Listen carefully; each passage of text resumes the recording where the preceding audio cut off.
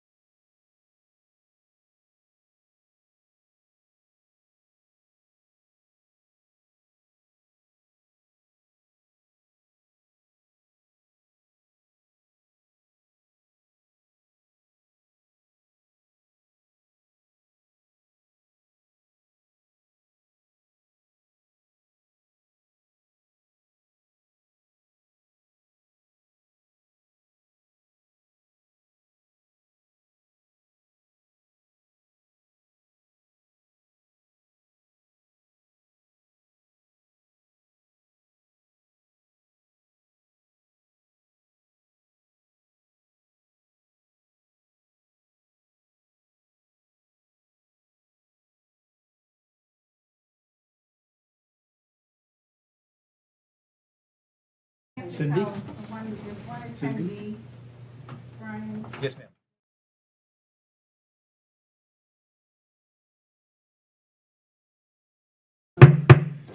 Good evening. I call this meeting to order pursuant to Chapter 2 of the Acts of 2023 and as amended as of March 28, 2025. This meeting will be conducted in person as a courtesy by remote means in accordance with applicable law.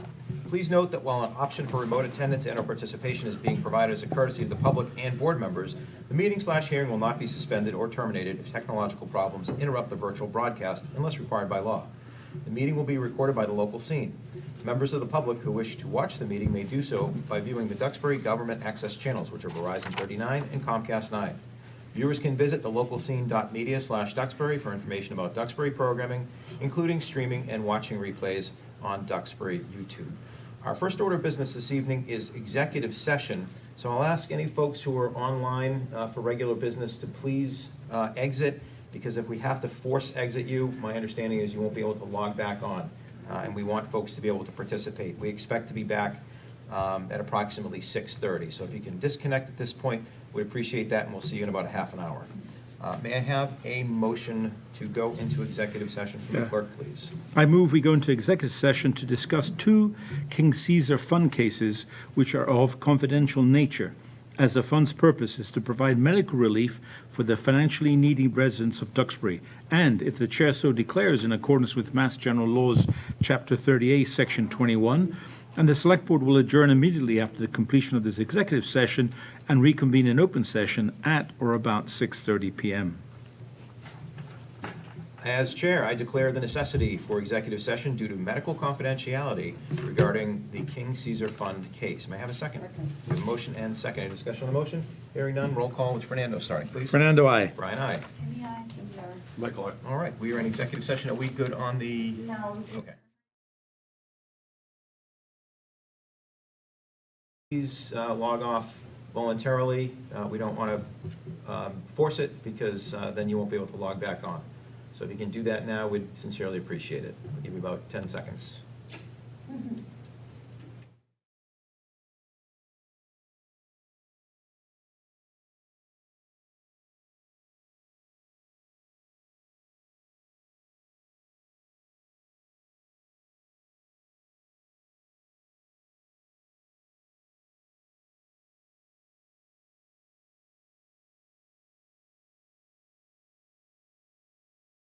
Oh, she's gone.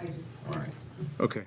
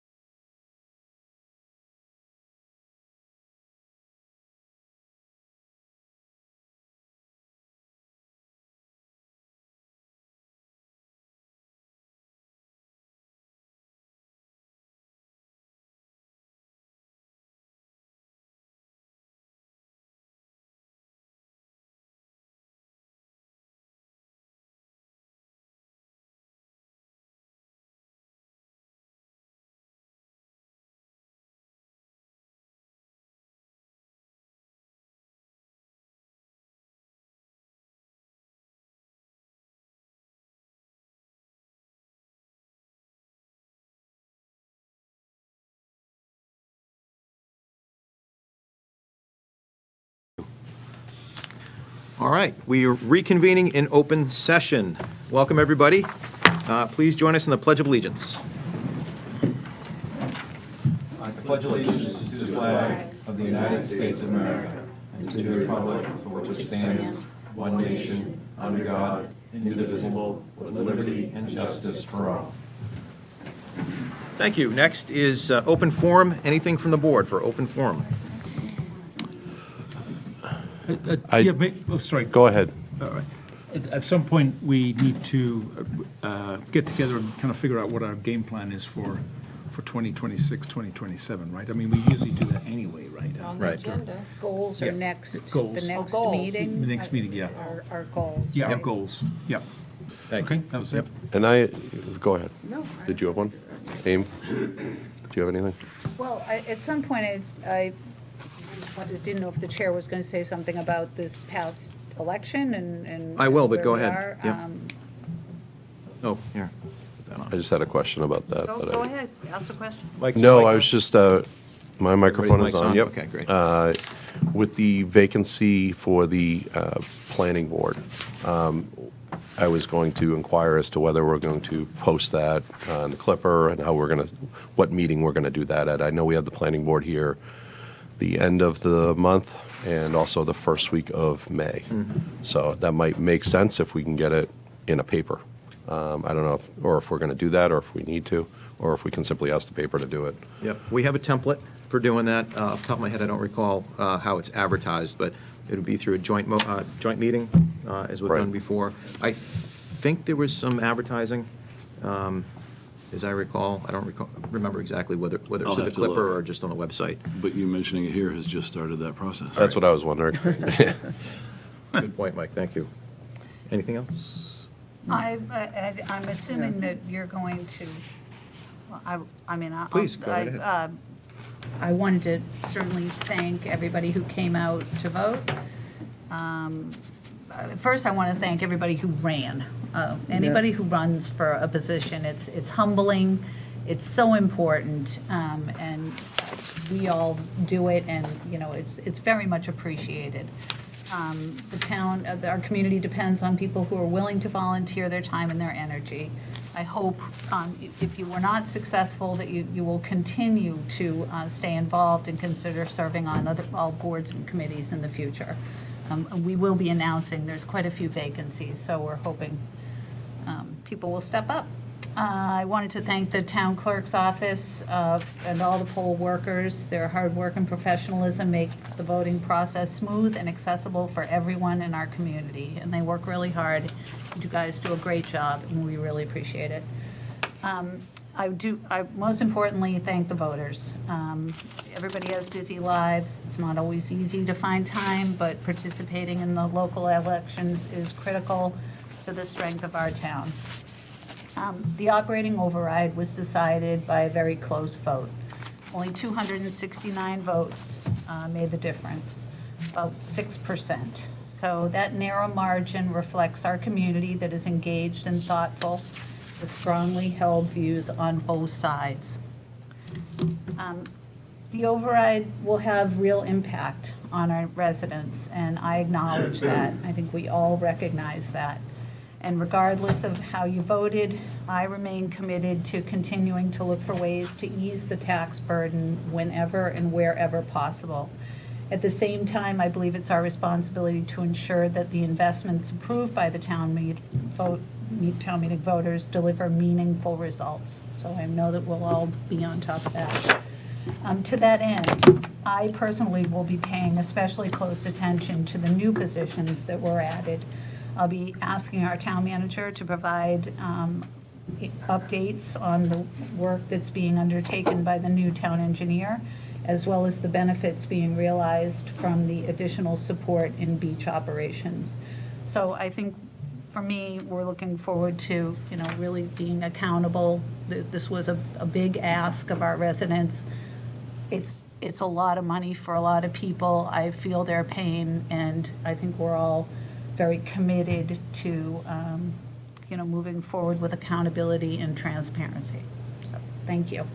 Thank you, Amy. And you'll all be happy to note that Amy touched on two of the things I was going to talk about, so I'll take them off the list. It was town meeting and the election, to thank everybody.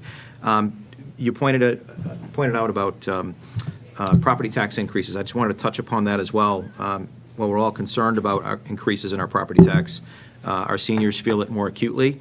So I wanted to just point out, because a lot of folks are not aware of this, on the assessing department's website or the webpage, there's a whole section on tax relief for seniors, and I encourage you to please go there or share it with a friend who's experiencing difficulty with taxes. They include things such as individual exemption programs, disabled veterans programs, a property tax deferral program, a tax work-off program for seniors and veterans. It's very popular here in town.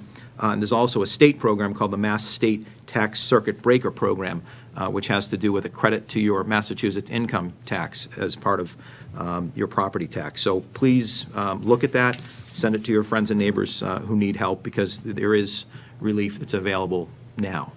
A few things on Mass DOT projects. I just want to, and I know we have DOT here tonight on something else, but I want to touch base on the Route 53 Franklin Street intersection. There was a remote hearing that DOT held on March 24th that some of us went to and described both interim and permanent improvements. The interim improvements are scheduled to begin this summer, and it mainly relate to signage, lane narrowing, tree trimming, and a crosswalk.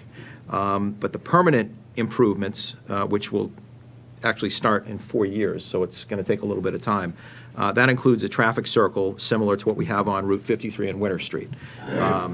So there were a number of residents who participated in that. More information is forthcoming. Similarly, That's the Franklin Street. that's Route 53 in Franklin, where there have been fatal crashes. Right. The second is Route 3, the bridge replacement that we've all been driving through for a while. DOT scheduled a remote meeting for April 15th at 6. It was originally scheduled for this Thursday, April 1st, but it's been delayed for 2 weeks. So I wanted to share, if you signed up for April 1st, you should have received an email from DOT with a new link to register again. If you haven't, please Google Duxbury Route 3 bridge replacement and register for the new meeting, because the existing link won't work and you won't be able to get into the meeting. And third is Powder Point Bridge, something we will be talking a lot about this year. DOT made a presentation to the town on February 11th, and many of you were there. They showed us some alternatives. Importantly, the Select Board wants to hear from you about this project. Do you prefer Concept 1, Concept 2, neither? What do you think about the overlooks that have been proposed as well? From my perspective, it's been rather quiet. I haven't heard a lot from residents about how they feel on this. And really, it's up to this board ultimately, but with the town's input. And this is going to be a project that's going to exist for a century in Duxbury, so we want to get this right. So we need your input. Please reach out to us by phone, email, letter, open forum, any way you can. And then finally, Duxbury Chamber of Commerce. You may recall the Chamber visited us on February 9th, and we talked about ways to support the Chamber. A number of town officials recently helped with a short Duxbury Works Together Facebook video, which is kind of fun to watch, and I was happy to represent the board. Thanks to Chief Carbone, Health Agent Lauren Hachey, Joanne and Angela from the center, and Assistant Superintendent Beth Wilcox for their participation as well. It's great to see they're already working together to help local business, and I know there'll be more coming. And that's all I have. Anything from the public for open forum? These are things that are not on our agenda this evening, but things you'd like us to consider for a future agenda, or things you just want us to be aware of. Hi. If you could, Alicia, we know who you are, but introduce yourself for the record, please. Alicia Babcock, Ocean Road South. First, I wanted to just say congratulations to Brian and Mike on your reelection. Thank you. It's been brought to my attention that there's some renewed interest in having Dr. Tingley come and do an inspection and present the data and recommendations to the board. As of now, the town only really has information on the DOT option, and it would, of course, be important to have information on the timber replacement as well while you're deliberating. So in order to coordinate this, the board would need to take a vote to accept the gift. And so therefore, I'm requesting that this item be put on the next agenda due to its time-sensitive nature. Thank you. Sure. That is in the works. Anything else? Open forum. Brian, just one quick thing Mike, for go a ahead. future agenda. You mentioned the 53 meeting from DOT, and Mass DOT is here today. I believe all of us have constantly been receiving emails over the last 5 years about 3A, and why haven't we done anything? And they, it is a state road. Cox's Corner, in front of the church, the rotary that's by Kingston that is in the works, and also up by the gas station and Island Creek there. They're all very difficult and dangerous intersections, and I think it would be important for the community to kind of be able to voice that again. I know Ms. Lynch-Benton has written numerous letters and spoken with Mass DOT, but I would like to know where that's prioritized, and which intersections are prioritized, but some of them are wildly dangerous intersections, and we shouldn't have to wait for a fatality to have a conversation about it. And I would love a meeting with Mass DOT on that at a future date. Thank you. May I also add another agenda item based on town meeting, which is the beach committee that we need to reappoint. I reorganize. don't believe that we're actually the appointing. I believe that the moderator appoints that group, but I'm not sure what the process is. Do we reach out to the moderator and say, I think we need to first get it out to the public that, if you're interested in being on this committee, this advisory committee, what the makeup of the board is, kind of promote it a little bit and get that back up and running as soon as possible. I think, okay, it's a moderator appointed, but as Rennie described at the meeting at the town meeting, a lot of the scope of that committee is done by the town, right? And so we've got to be careful that we don't stimulate the formation of a committee and people sit around not knowing what they're doing and commit their time for no value whatsoever, right? So I think we really need to relook at that agenda or that scope and scale Mission, for that committee and really understand what value their time would add to the beach operations. Okay, so I'm hesitant, just sharing my opinion of being really careful. If we do ask the moderator to start, is let's make sure we do this right and make it a worthwhile committee that will have an impact, because I don't think, based on the scope, like I said, they would. So we'll get talk to that. We'll get to Yeah. that. Yeah. Okay. Did I see any other hands? Nancy, is there anybody online with their hand raised? Okay, great. So that ends open forum. Before we move into new business, there is an important item for us to handle tonight, and that is a recognition of our executive assistant, Nancy O'Connor. Nancy, who's sitting to our right, your left, this is her last meeting. She's retiring tomorrow, and while she was recognized at town meeting, she hasn't been formally recognized here at our meeting, and we sincerely appreciate the years of blood, sweat, and tears that Nancy has put into this town in many ways. For many years, she was a volunteer outside of the town, and for the last dozen years, she's been here at Rainey's side, making sure that we stay off the rocks, and has done so in a heroic fashion. And we want to recognize you tonight, Nancy, for all of your efforts. This is bittersweet because we're envious that you're able to do things that are not town related, but we're going to miss you because you are such a backbone to not just us, but the town generally. And we sincerely appreciate all that you've contributed to our town. Before we have you get up, would anybody else like to say something for Nancy? I think you've covered it very Well, nicely. Thank you very much, Nancy. Just also Thank you. that she does everything with such good humor. Yeah. Yeah. And that's so important. Yeah. No, I've Great. said it before, you are going to be truly, truly missed, Nancy. You do so much. Yeah. Thank you. Nancy, can you come on up? Come on up. We'll,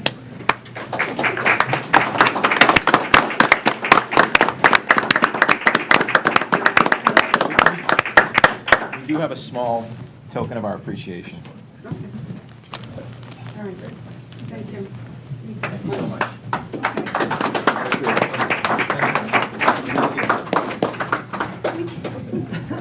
Guys, got me again. Oh. Thank you. Thank you. I'm gonna miss you. I'm around. I'm around. Thank you. Thank you so much. Oh, gosh, you guys did it again. Since you're leaving, this is everybody's last meeting.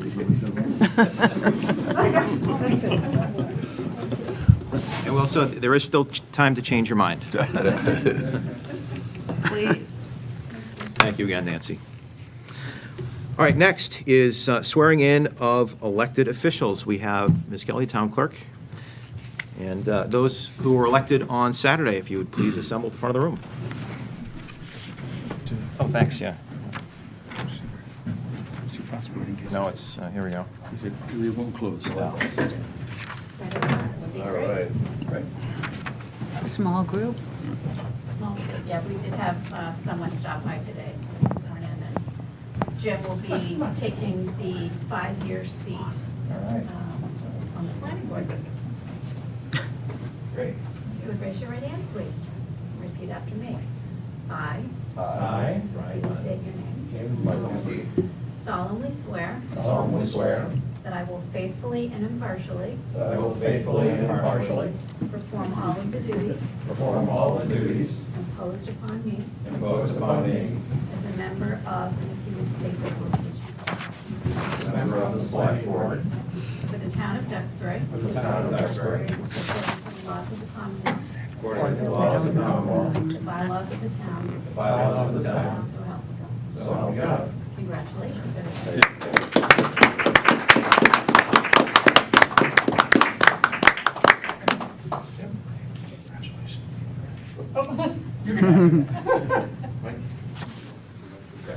All right. Enough of that.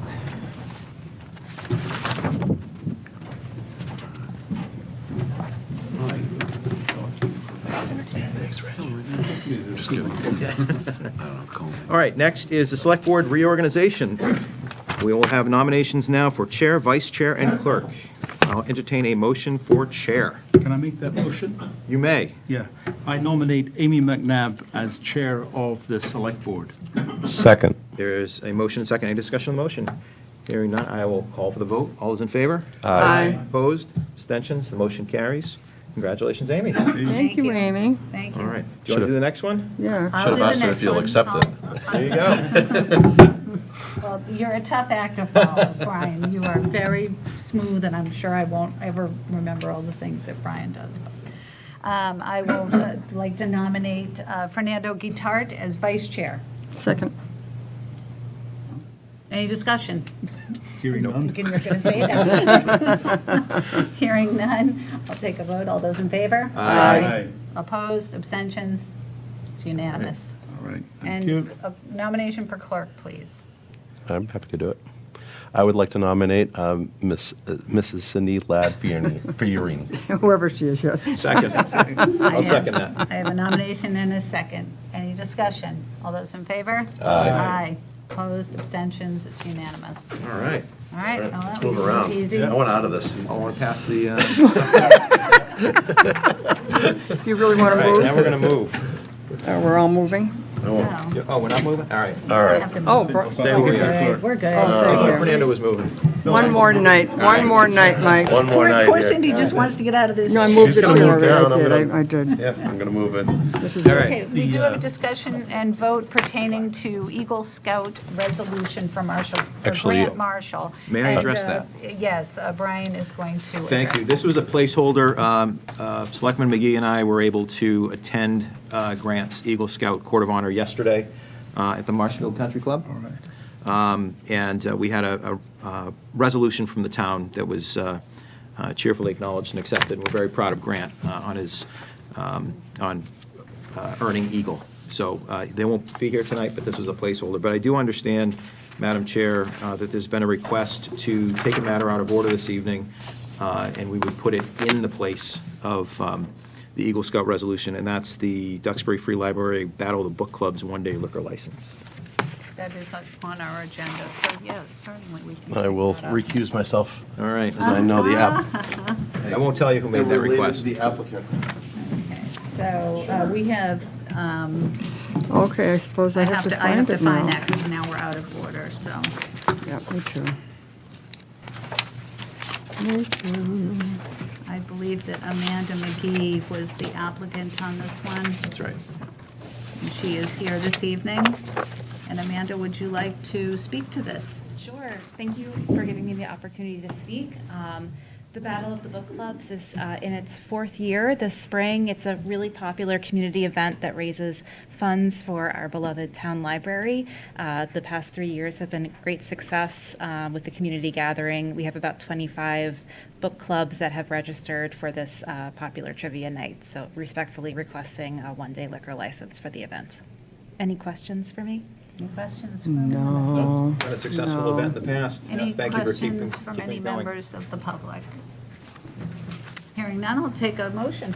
Okay, I move that Ms. Amanda McGee, as representative of Friends of the Duxbury Free Library, is granted a one-day all-alcoholic license to hold the Battle of the Book Clubs on Friday, April 10th, 2026, from 6:30 p.m. to 9:30 p.m. at the Duxbury Free Library, 77 Alden Street, Duxbury, and contingent upon the conditions of the license. Second. Any discussion? Hearing none, all those in favor? Aye. Opposed, abstentions, it's unanimous. All right. Thank you very much. Thank you. Good luck. Thank you, Amanda. I want to be in a book club. I am in a book club. Are you? The Tinkertown Book Club. Tinkertown Book Club. Are you going to the Battle of the Book Clubs?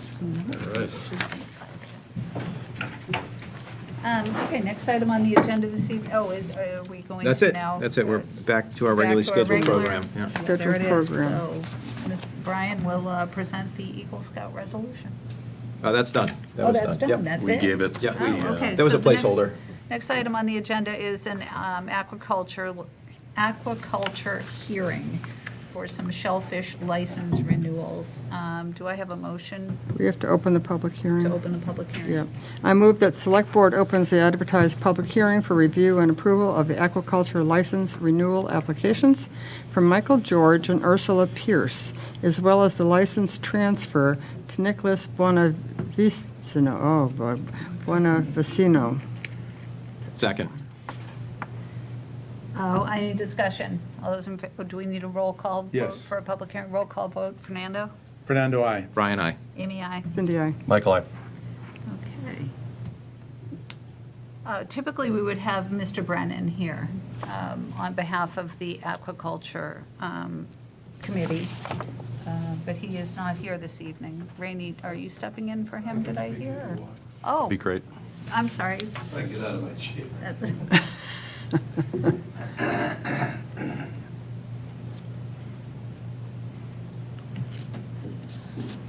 They have a letter, right?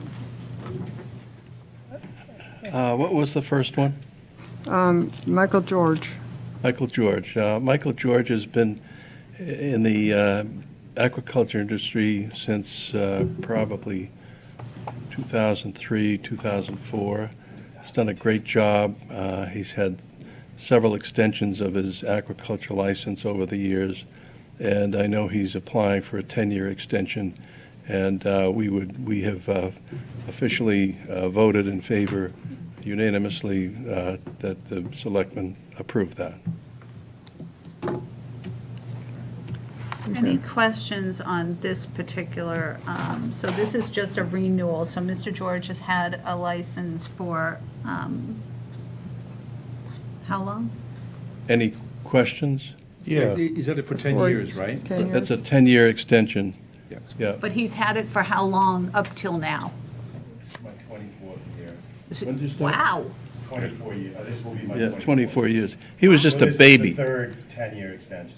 He was a okay. kid out of college. Just a baby when he started. Now he's a man. He was just a little seedling, right? Yes. Did you have a question, Mike? Yeah, Mr. George, do you mind come, they can only hear you in the microphone. Do you mind coming Sure. up for a second? Hold on. I always think this is a good opportunity here. Where is your your acreage located? I mean, you say like Hunts Flat. Okay. A better way of looking at it is if you're standing on the town pier looking towards the beach. I'm about 300 yards outside of the boat base and like on a straight line. Excellent. And you are you selling to a wholesale, or you sell on your own? I'm a farmer wholesaler, so I kind of, what I grow, I sell to other wholesale companies or to restaurants. Great. Does anybody have any questions for the applicant? I did. I thought I saw somewhere that you listed the number of oysters you harvest every year, but I can't find it. Was it in the millions? I mean, it varies from year to year because it's farming, so good crops, bad crops. Yeah. So, I've had years where I've harvested 1 million. The last couple of years, not so much. Okay. It's just farming, so some years are good, some years are bad. Sure. Okay. The implication is that it's farming. This is not this is cyclical. Some days, some years good, some days bad. But you haven't seen anything deterioration in the quality of the bay that's impacting. The only thing that we've had a significant increase with since I've seen it, I'll speak for myself, is an increase in weed. Weed. Yeah, which is typically tied into increased nitrogen in the. Right. So one thing I've noticed is it's been getting worse every year. That being said, ecosystems are cyclical, things are always changing, so what's causing that or what's making that different, it's anybody's guess. I've also heard about the green crabs. Are you seeing the impact of green crabs eating eating the young, so to speak? I mean, since I've been here, I've seen the green crab population increase. It's an invasive species, and Yes. they're but it's not the end of the world for me. I don't think green crabs is not my biggest problem. Okay. Do they create mortality? Yeah, but that's kind of, you build that into the number from my Right. standpoint. Okay. Because when we're putting the juvenile oysters, or we're creating a bed, normally they're big enough where they can, like if a green crab might snip at them, but not necessarily get to them like they get to like the soft shell clams and things of that nature, because they're much smaller and much easier to kind of get to. All right. But I don't, I'm not seeing dead oysters or big mature dead oysters as a result of a green crab. Okay. Any other Thank you. questions for Mr. George? Mr. George, do you have one plot of 3 acres? 2.5 and a 0.5. So a total of In just 3 total acres? of 3, Okay. yeah. Way back, back when I got it, back in 2002, the When first you were a one I baby got, seedling? I didn't realize, we didn't scope out a big enough plot. So then I just added a half acre the next year, once I went to a engineer and they told me it wasn't 3 acres. Any members of the public have questions for Mr. George? Okay, so thank you. Do you want to vote on these separate, or do you want to? Thank you. Yeah, we'll do them separately. It's in the motions are all separate. I move that the Select Board approves a license renewal of Michael George, 129 Surplus Street, for aquaculture lease number 94323093 for 10 years, pending all federal, state, and local reviews and approvals. Second. Any discussion? All those in favor? It's a roll call. Oh, it's a roll call. Start with you, Fernando. Fernando, aye. Brian, aye. Amy, aye. Cindy, aye. Michael, aye. Okay, the next one is That's Ursula Pierce. Pierce. Ursula Pierce. This Which is one is that? another renewal. Ursula Pierce? Do you want to come up? So again, as a member of the Shellfish Advisory Committee, the board or the committee unanimously approved the extension of the Ursula's. I think this is your 10-year. 3-year. You started with a 3-year, but this is your sorry. extension of that, yeah, to a 10-year extension. And Ursula's been very well-versed in aquaculture and growing oysters. She has it in her blood and really does a great job in doing this. So the committee officially unanimously agreed to vote to request the selectmen to approve that. If you'd like to speak with her and she can tell you a little more detail on her project, that'd be great. We'd love to hear from you. Do you have problems with green crabs? Not that I would agree with Mike George on that one. Any questions? Yeah, Mike? just the same questions. If you could just describe for the public where it's located, about how many oysters you grow and who you sell it to. I like to know how active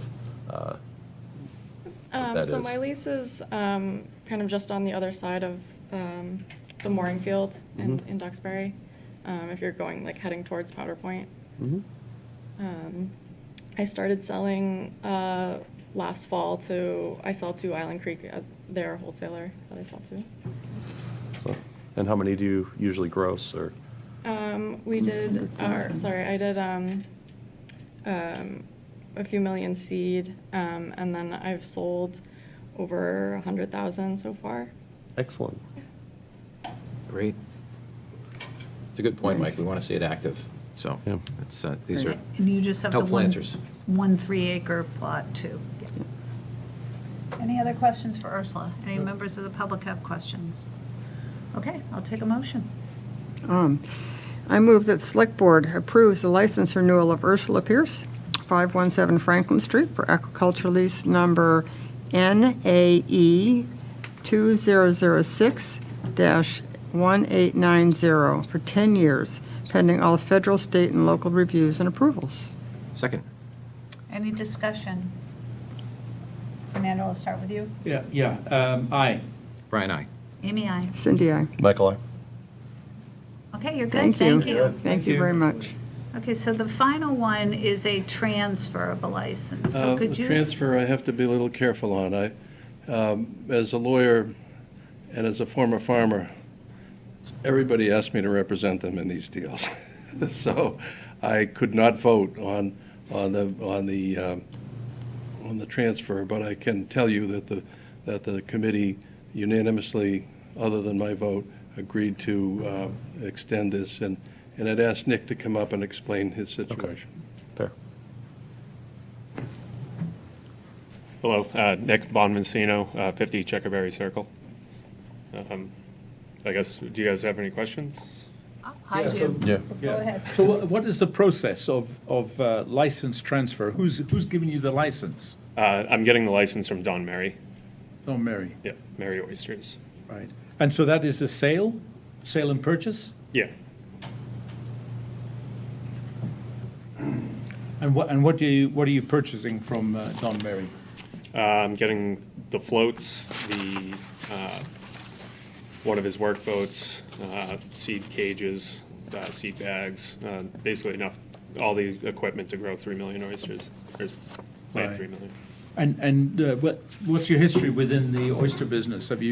This is your first lease that you'll get to operate by yourself? Yeah, correct. So I oystered with Greg Morris on Two Rock Oyster Farm for a period of time.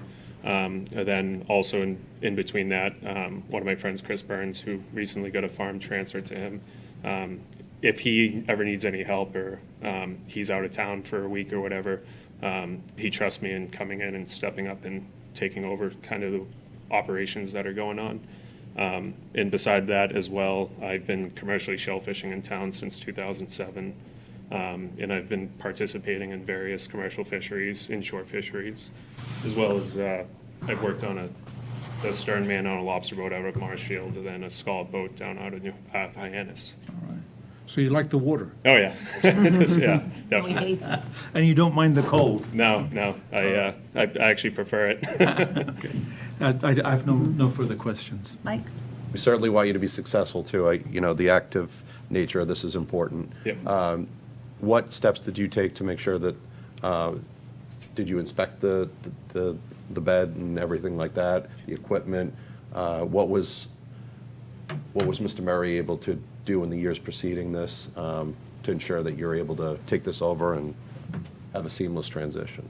Yeah, so one of the big things is, like, we went over financials together, looked at kind of what numbers he was planting and growing and all that. And one of the big things that I want to do is, when this transition happens, is that I kind of run operations the same way as he was. And so I'm in the general ballpark of the same amount of seed that he planted in the previous years. Going to continue working with him on some of the processes that he's developed over the years. that way, everything goes smooth. And who do you plan to sell to? So kind of going back and forth right now. I've worked with a bunch of wholesalers with my shellfish. Some of them deal with oysters, some of them don't. So it's just kind of figuring out who wants them and getting that relationship going. But there's definitely plenty of opportunities there for me. You have is it 2 separate leases for a total of 3 acres? Is that? Okay. Questions, Brian? No questions. Thank you. Great. So this is your, when I was reading your resume, I assumed, I guess, from some of your past that you already had a plot, but this is your first and only 3-acre lease out there, is that correct? Okay. Because I'm trying to understand whether we have some growers with multiple leases, and what our policies on that are moving forward. I guess we can have that conversation in the future, because this doesn't, this is one 3-acre. So I have no further questions. Great. I just wanted Can you to. come up to Can you come up? the, you need to come up. I Thank just you. wanted to make one clarification, is that the term purchase and sale of the lease was made. It's not a purchase and sale of the lease. You can't do that. It's a transfer of the lease. Anything deal between him and Don Mary's for the transfer of assets. It's just important, Yeah. little note, a little detail. It's not like a purchase and sale of a house. It's a transfer of the lease. That's what you guys are talking about. That's what we're talking about. That's They what may we're have a talking about. purchase and sale, but amongst themselves, For the which I'm assets. sure For they The asset, do. yeah, I know that. Exactly. That's Yeah. just an important No, it's, distinction for us. Oyster Farm. understood. We're talking about the transfer of the lease. And Our then the other motion will be question you had is, specific to what our you can role- only have one lease. You total up to 3 acres. You could have. All right. Okay, good. So it's one That's lease one lease, one with- 3 acres, and that's all Right, you're or capped at. technically, you could have 3 different acres Yep, throughout yep. the bay, but it's one person, One 3 acres. One person, one lease. Thank you. Okay. Thank Sweet. you. Thank you, Mr. So Mr. George. Murray's retiring then? Don's retiring, is he? I believe so. I won't ask any more questions. I get in trouble. Any questions from the public? Hearing none, I'll take a vote, or take No. a motion You first. will. I'm going to try not to kill your name this time. I move that Select Board approves the license transfer to Nicholas Buonvicino, 50 Checkerberry Circle for aquaculture lease number 1050A, 1050B, for 3 years pending all federal, state, and local reviews and approvals. Second. Any discussion? Take a roll call vote. Fernando? Fernando, aye. Ryan, aye. Amy, aye. Cindy, aye. Michael, aye. You're good? Thank you, guys. Good luck. Thank Thank you. you. I'll take another motion to, I move that Select Board closes the advertised public hearing. Second. any discussion? Thank you very much. Good luck on the Thank you, Council. Any Fernando, Thank you for aye. coming. discussion on the motion? Oh, sorry, Fernando? Fernando, aye. Ryan, aye. Amy, aye. Cindy, aye. Michael, aye. Okay. Brian? Next I mean, item on Mike. the agenda is a discussion and a vote pertaining to a request from Town Council for the Town of Duxbury to consent to representation of the Town of Pembroke, notwithstanding the firm also serves as Town Council to the Town of Duxbury relative to a proposed intermunicipal agreement between the towns of Pembroke and Duxbury, Taylor Street water main replacement, High Street in Duxbury. And I guess, Randy, you're taking the lead on this. Only for a moment, because we have Sharon Everett, Town Council, on the phone, on the Zoom call. Hey, Sharon. And she's going to walk you through this request. Good evening. This is Sharon Everett from KP Law. Hey, Sharon. This request is a request from the town of Pembroke that is undertaking a water replacement project. The water replacement is being done under Taylor Street, which, as you know, runs from Pembroke through Duxbury. And Pembroke is requesting the Select Board's consent to replace the water main within the Duxbury portion of Taylor Street. This would ordinarily be done as a road opening permit, but because it concerns another municipality, they're asking that we enter into an IMA that sets forth the terms and conditions pertaining to the replacement of the water pipe. However, since KP represents both you and Pembroke, this meeting is to request that you consent, if you deem appropriate, for KP to represent both Pembroke and Duxbury in this matter. Should you approve, then I will propose a IMA for your consideration at a later date. Okay, questions? Fernando? So is this, trying to understand the need for this vote? So this is basically a common procedure, a common process that happens when work is being done that crosses by a town that crosses other towns. This is just a normal, No. is it? I think Only- it's because, Well, Sharon, sorry, Sharon's sorry, I'm sure I do apologize. no, I'm I sure you think know it's the answer, because but of the council aspect of it. council needs to not- answer that, but right? Go ahead. yeah. Well, ahead, Sharon. we're asking for your consent because it's required under the rules of professional ethics. So since we're representing the town of Pembroke, we can't represent the town of Duxbury if you think Okay. there is a conflict of interest. We don't think it's a conflict of interest, but this is to request that you consider that and grant your consent if you don't foresee an issue. As I said, if you do approve, then we'll come back before you with the substantive terms of the IMA relating to the construction of the water pipe itself. The IMA will basically ensure that there's no conflict of interest then. Is that you can write that in, right? Or No. no? No. Okay. well, maybe, can I Like just Sharon- ask? Maybe the legal beagles on the board here can answer my No, question. well, I think I have a question that maybe I can ask Yeah. Sharon that might clarify. Right. So Sharon, thank you for bringing this to our attention. Well, let me ask it this way. In the event there could be conflict between Pembroke and Duxbury on this project, where would you anticipate that conflict would arise, if at all? I mean, I foresee that perhaps there could be a conflict if Pembroke doesn't comply with the terms of the IMA or the terms of your permits and approvals. Okay, and at that time, we would then be able to decide whether to continue with joint representation or to seek That's separate correct. representation. That's correct. This is just That's correct. a legal Okay. ethics issue that Right. you can't represent clients who are potentially adverse to one another Okay. in the same deal Thank you. without informed consent and without an investigation into whether there's a likelihood of a conflict. And that's why we're having the discussion with Sharon tonight, to kind of figure out if there are potential issues, what could they be? It's a water main, so we're digging stuff up. Right. Lots of things could happen. Yeah? Yeah, but really the purpose is just an intermunicipal agreement now. Right. And then if there are issues later, we could revisit it. Right. Somebody I think could Mike has a they could question. dig up the hole and somebody could fall into that hole Oh, yeah. and be injured, right? Yeah. Okay. Mike? Do we have anybody in the town of Duxbury tied up to that water main? Do we know? I'm not aware of that. Okay. Cindy, any questions? No, I've read this. That might be briefly. worth knowing down the road, Rainey, if anybody's going to be out of service or anything like that. Do you know? Okay.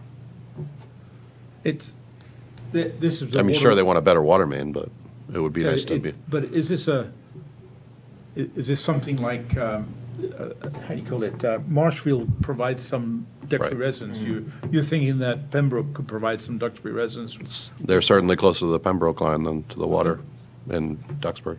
All right. I don't know that to be true, but I think so. I don't know. I think some of the things that we could anticipate, if you can Right. play it out, that, we are going to be disturbing the roads and Marshall's going to be digging them up and, I'm sure that the agreement will be that they put them back in the same or better condition than they are now. And the problem would arise, just as an example, is if that didn't happen, and then where would we, so that's kind of what. Okay. So then we'd be in a position where they can't advocate for Pembroke and Duxbury at the same time. Right. So one of the two towns would have to seek other counsel. And am I understanding from what you said, or maybe it was what you said, that we would be the ones who would have to seek other counsel instead of utilizing KP, or? Well, I think KP would be conflicted out entirely at that point. We They both said- have to get separate counsel. Right, they said, Oh, and okay. it says here that they would cease representing both parties Okay. with respect to the agreement. So in other words, we're protected in a way, right? I mean, Oh, yeah. yeah. So it is kind of, all right, It's compliance with Right. rules of. rules of, professional ethics, yeah, professional ethics. Okay, understood. Which KP is always very good at. Right. And at the end of the day, if there are issues, then we'll know about it and we can duke it out separately with, okay, got it. Any other questions for Sharon? No. Sheila, did you have anything you wanted to add?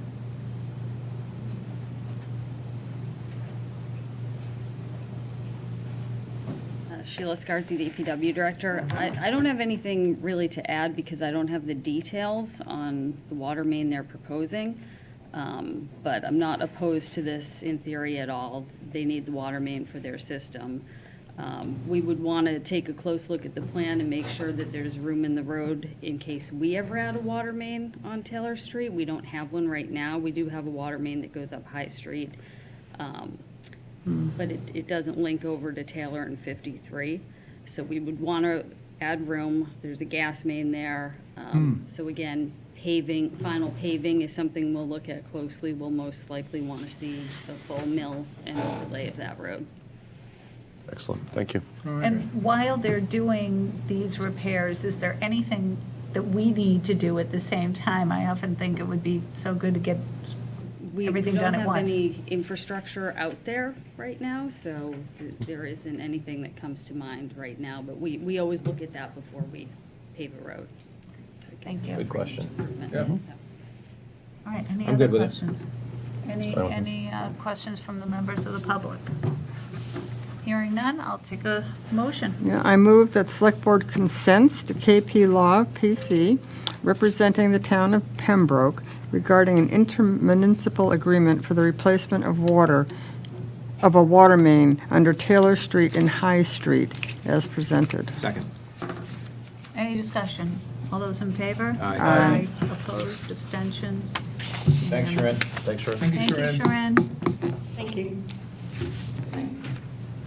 Okay, next item on the agenda is a discussion and vote regarding temporary signage request by the Community Garden Club of Duxbury. Do we have somebody here for that? Yes, we do. Hi, how are you?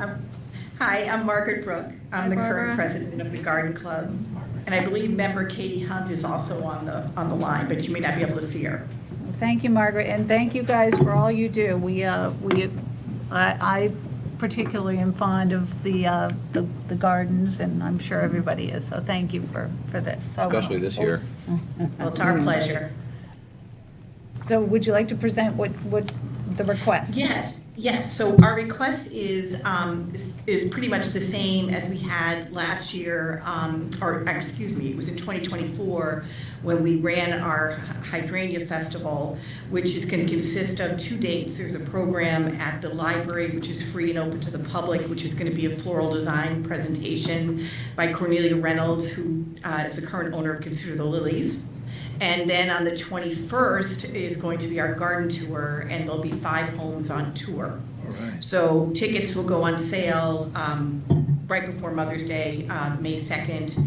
And again, we just like last time, we were going to put them around town. We will remove them. They're actually very pretty. This year they have firelight hydrangea on them, which is very pretty, pink and white.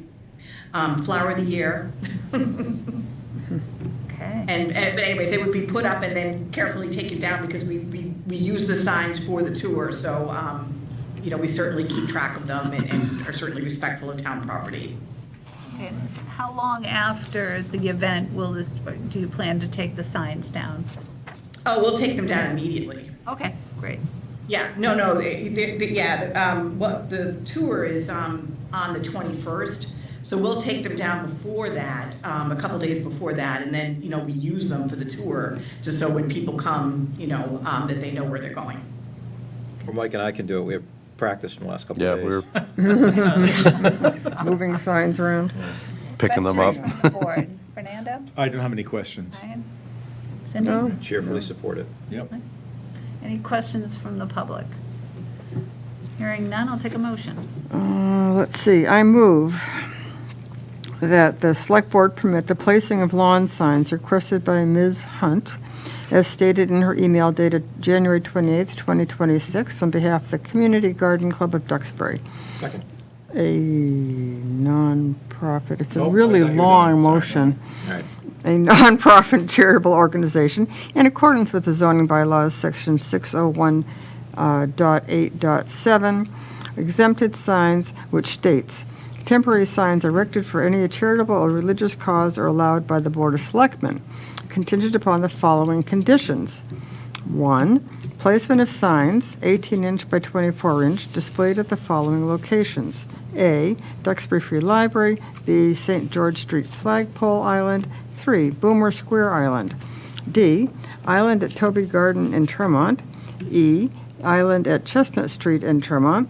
F. Miles Standish Sign Island at Chestnut Street in Tremont. G. Hall's Corner Rotary Island. H. Two islands at Millbrook intersections 139 and 3A. I. Route 14 Rotary, J. Town Green. 2. Signs to be displayed during May 1st to May 22 for ticket sales and July 12th to July 19th, days leading up to the garden tour. Now I'll second it. I think so. Well, let me Any see. discussion? All those in favor? Aye. Opposed, abstentions? Thank you very much. Oh, thank Thank you. you. Good luck. Thanks for all you do. Bye now. Bye. Next item on our agenda is a discussion regarding Mass DOT East Street Bridge project. And this is presented by Rainey and Sheila, and we have a representative from Mass DOT joining us. That's correct. Where is this in our packet? I'm so. I don't Should be a memo dated the Is it a 27th. separate one? Yeah. And it reads as follows. Dear members, attached here too, please find the information regarding additional delays that has warranted the discussion on your agenda for Monday, March 30th, pertaining to the Mass DOT East Street Bridge project. DPW Sheila Scarzi and I will be in attendance, and we've also invited representatives from Mass DOT to attend as well in order to hear from them on their rationale behind the continued delays related to this project. Although we have reached out to them in order to determine who will be representing them, we haven't received the confirmation, but we do have the confirmation. We have Rod here from Mass DOT, and I appreciate him being here. Finally, Mass DOT had asked what specific questions might be raised at the meeting, and I explained to them that it was tough to predict specifically, but I did send them the attached post from Facebook, which went up yesterday, which was last Thursday. So they and now you can garner a greater sense of the residents' concerns relative to the delays on this project. Our concern was that the delay was going to continue into June. So that was why we thought the conversation would be warranted here. But with that, I have Rod from Mass DOT here to answer any questions, and Sheila's here, of course, as well. Good evening. Bob Fitzgerald is also on with me. He's an attendee. I don't know if anybody can give him permissions to speak as well. You want to get Bob on there first, or is he on there? So Rod, do you want Bob to present, or would you like to speak first? I don't mind presenting. That's fine. Okay, great. Basically, work commenced at East Street in July of 2024. Originally, it was set to commence in May of 2024, but after some discussion, we thought it would be best to hold off until after the school season, so that we wouldn't affect bus routes. There was only a month left of school, and then we had the July 4th holiday, so we waited until after Independence Day to actually put a shovel in the ground over at East Street. Work commenced over there mid-July, and then, well, going back, the town had requested a new water line to be placed, which was the right move. They wanted to replace the existing 8-inch line that was crossing the East Street Bridge over Route 3. We were in agreement that it was a good idea to take care of it now. and the easiest to do it now. So town had requested to increase the size of the 8-inch main to a 12-inch main, and we created a municipal agreement to address that work. Work on that main commenced, I believe, in August of that year at the approaches.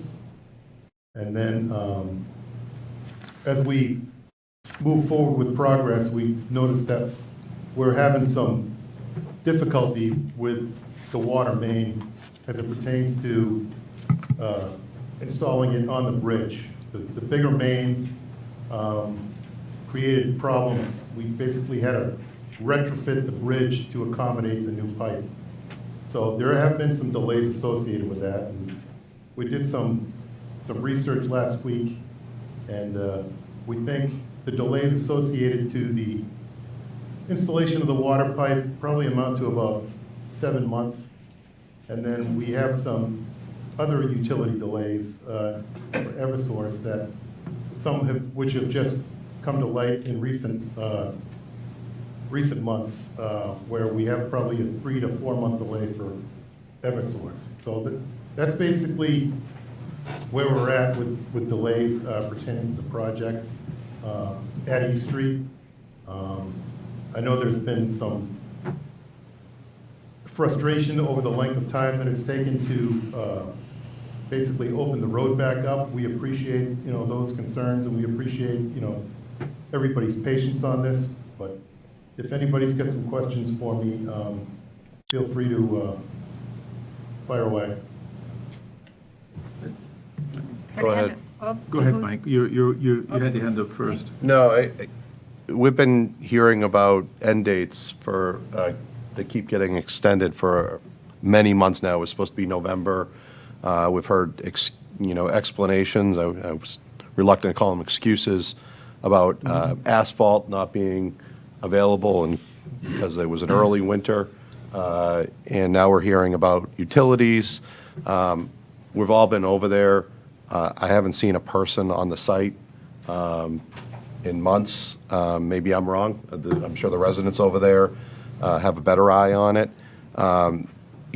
From my perspective, I'm not totally convinced in these delays because of utilities.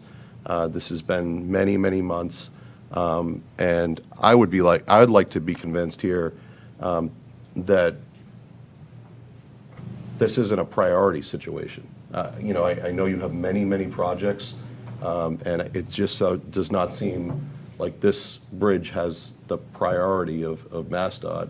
And I know you have many towns to do. You're doing projects, but these residents are cut off from their work routes. You talked about delaying for a bus route. They can't get. They haven't been able to get down that road for almost a year now.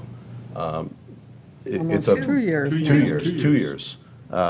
And it's a huge disruption in their lives, and it's impactful. We're down on the South Shore.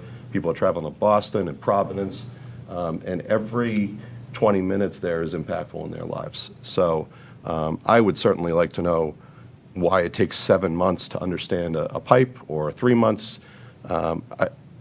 What I would like to see is work being done on this bridge and this job to be done, because it's just gone on for too long. There has been work going on the bridge. It may not be, you may not see it, but, it all depends on the time of day you go over there or where you're located. There could be work going on underneath the bridge on Route 3 at the time that, you're up top looking at it. If you can give me specific dates where, you didn't see any activity, I could certainly go to our records and look things up and tell you exactly what was going on that day. As far as, residents being frustrated, I completely get it. I understand, but I want you to know, installation of this water line, it's kind of the equivalent of installing a square peg into a round hole. It's not just remove the old one and then put the new one in. We had to retrofit the bridge, move around other utilities to actually make this work, and there is a process to that.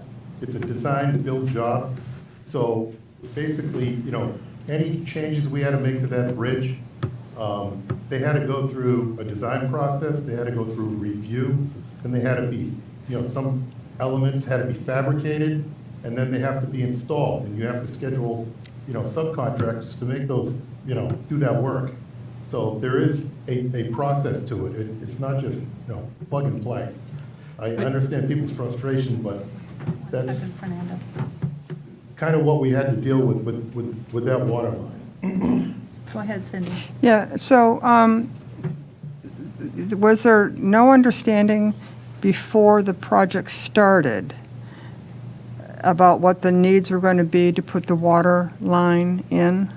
I mean, it seems to me that there was a design going into it, or there should have been a design going into it about putting that 12-inch water main in. Maybe Sheila has an answer here. I believe there was, right, Sheila? I don't know if we want to get into all the messy details with the water main. And by the way, the MassDOT team has been excellent to work with throughout. Things happen during construction. Sure. And this is a very big project. It's not just Duxbury. Skanska is doing a number of bridges. So they have a lot to manage. If you recall, we came to the select board for permission for ARPA funding for this. The intent was to upsize that 8-inch cast iron main to 12-inch, because that's an important transmission main, so it's better to upsize it for flow. Part of the whole design build was MassDOT was going to take our plans and incorporate it into their plans, which they did. However, we didn't end up upsizing that main. It actually stayed 8-inch because of the existing utility bay in the bridge. It was going to be too expensive and too much work. So the problems we ran into, first, we had asked for a bypass water main from the beginning. Due to this being a transmission main and the importance of this, because we have 2 wells that feed into this pressure zone, and if we shut that main off, we couldn't run those wells. I have 2 emails here dating back to August and then October where we had a series of incidents where we had water main breaks over the highway. Thank goodness nobody was hurt, because somebody could have easily been killed, where I'm asking MassDOT, why hasn't this bypass water main gone in? Never ended up installing the bypass water main. We actually had to shut wells off, because if we had pumped them and diverted them, that could have caused water main breaks in our system. Fortunately, the wells shutting off coincided with our less demanding season, so we were able to make it work. I think what Rod is actually referencing is we sat the pipe on roller chairs, and so there was a lot of back and forth with those roller chairs. So that was where there was a delay. Wasn't till May that we put the water main in service. What year are we talking about now? May So now this is May 2025. 25, okay. So we put the water main in service. We actually, this is the first time I've ever done this. We needed it in service so severely that we hadn't fully pressure tested that main, so we just cracked it open because we had to feed water into that high pressure zone. And then in early June, we had done the pressure test and we turned it on. So there was a series of delays and frustrations with the water main. It's only about 500 feet of water main. It dragged on much longer than it should have. But again, it's nothing against the MassDOT team, but just for clarity, we didn't end up getting that 12-inch main. But the thing is that the main line was operational in June of 25. Mm-hmm. So what's been happening since June of 25? The explanation I heard was that this water main caused a backlog, and that's why we are here today, because of the water main and now utilities. But by the sound of it, the water main problem was resolved back in June of 2025 because you had it operating, right? It must have been operating over the bridge and part of the bridge, right? Or are they still, so maybe, Rod, you can explain what happened between June of 2025 and where we are today, and why all of a sudden now you're hearing from Eversource that they got utility issues and we got to wait another 3 or 4 months. Why didn't we know about this beforehand? Again, what I'm hearing is basically justifications that, to me, when I hear it, don't quite add up. Rod, I can I can jump in here. Okay. My name is Bob Fitzgerald. I'm the Assistant Construction Engineer for District 5 for this project. All right, thank you. You're welcome. Thanks for having us. Sorry, I have dogs here. Fight them off. Yeah. They're very friendly dogs. So anyway, the Eversource, the distance between the pole boxes can only be 500 feet because the spools come in 500-foot lengths. This distance was around 600 feet. Now, this is nothing that MassDOT has anything to do with other than, observing the contractor, installing the conduit in the pole boxes the way the Eversource wanted them. It's up to them to decide what length of cable they need. So they made a mistake. This has nothing to do with MassDOT. Okay. This is not our specialty, and we're not happy it happened. We're just as unhappy as you are that we have to wait to finish this bridge because they messed up.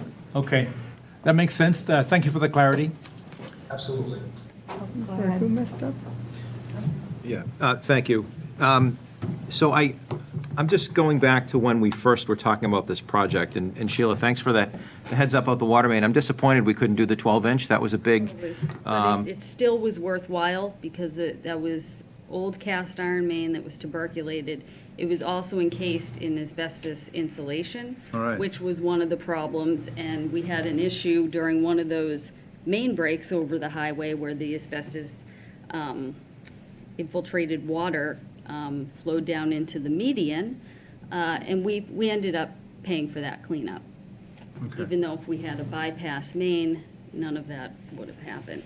So my point is, it was originally an 8-inch in the proposal. We asked for a 12. It ended up being an 8. So in other words, we didn't get to nothing. upsize it, but it still was worthwhile. All right. But the other thing, and this is more for the future, I suppose, one of the decisions we had before us at the time was either shut down half the bridge and keep the other half open, which was going to take like twice as long, or the big selling point for shutting the bridge down entirely was it was going to be done quickly. So what this is telling me is we've got other overpasses in town. The next time one of these need to be done, we can't be doing a complete shutdown because as we've now experienced, the reality of the situation is it's unlikely for lots of reasons beyond people's control that we'll be able to keep on the time that's anticipated. So I think we're going forward, just keep in the back of our minds that we're going to have to keep at least one lane open going forward, especially in a main artery like this. I think MassDOT can probably speak to that more. I think logistically, it is very difficult to keep one lane open in a project like that.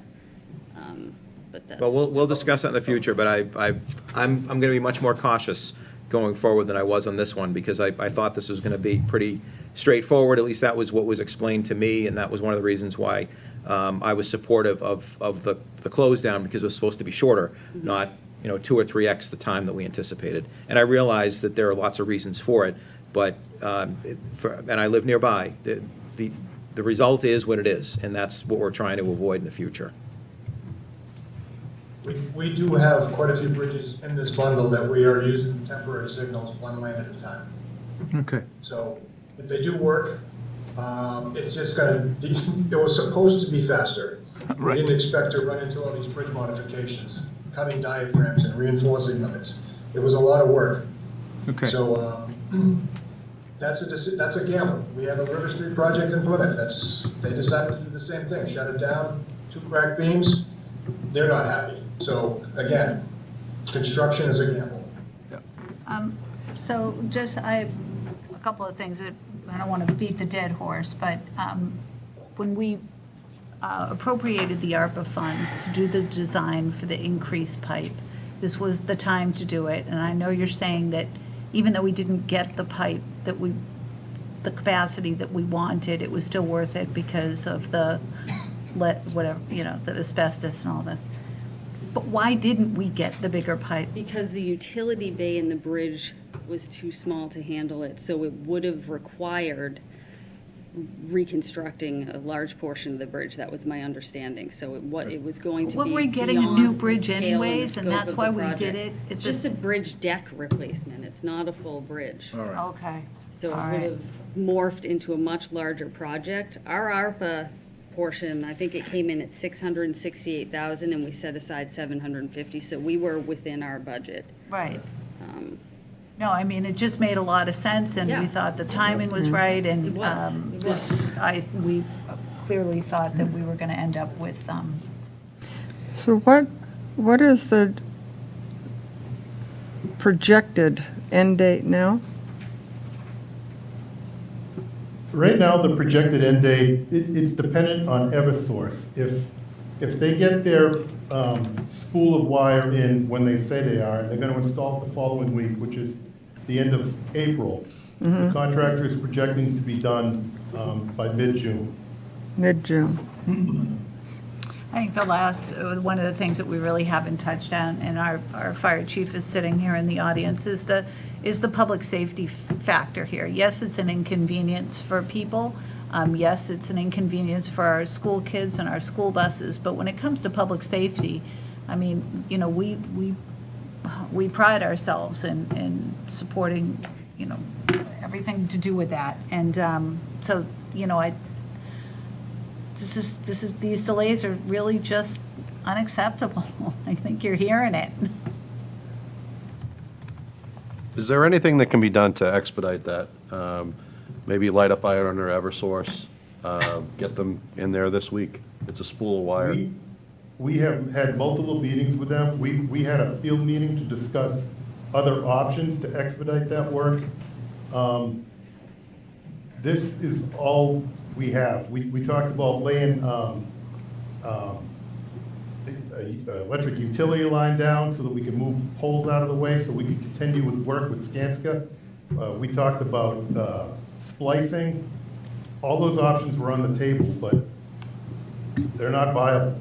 So basically, we're stuck just waiting for Eversource to get that spool of wire in so that they can continue with their work. And believe me, we've been pushing them hard. And what's the work that needs to be done from the end of April to mid-June?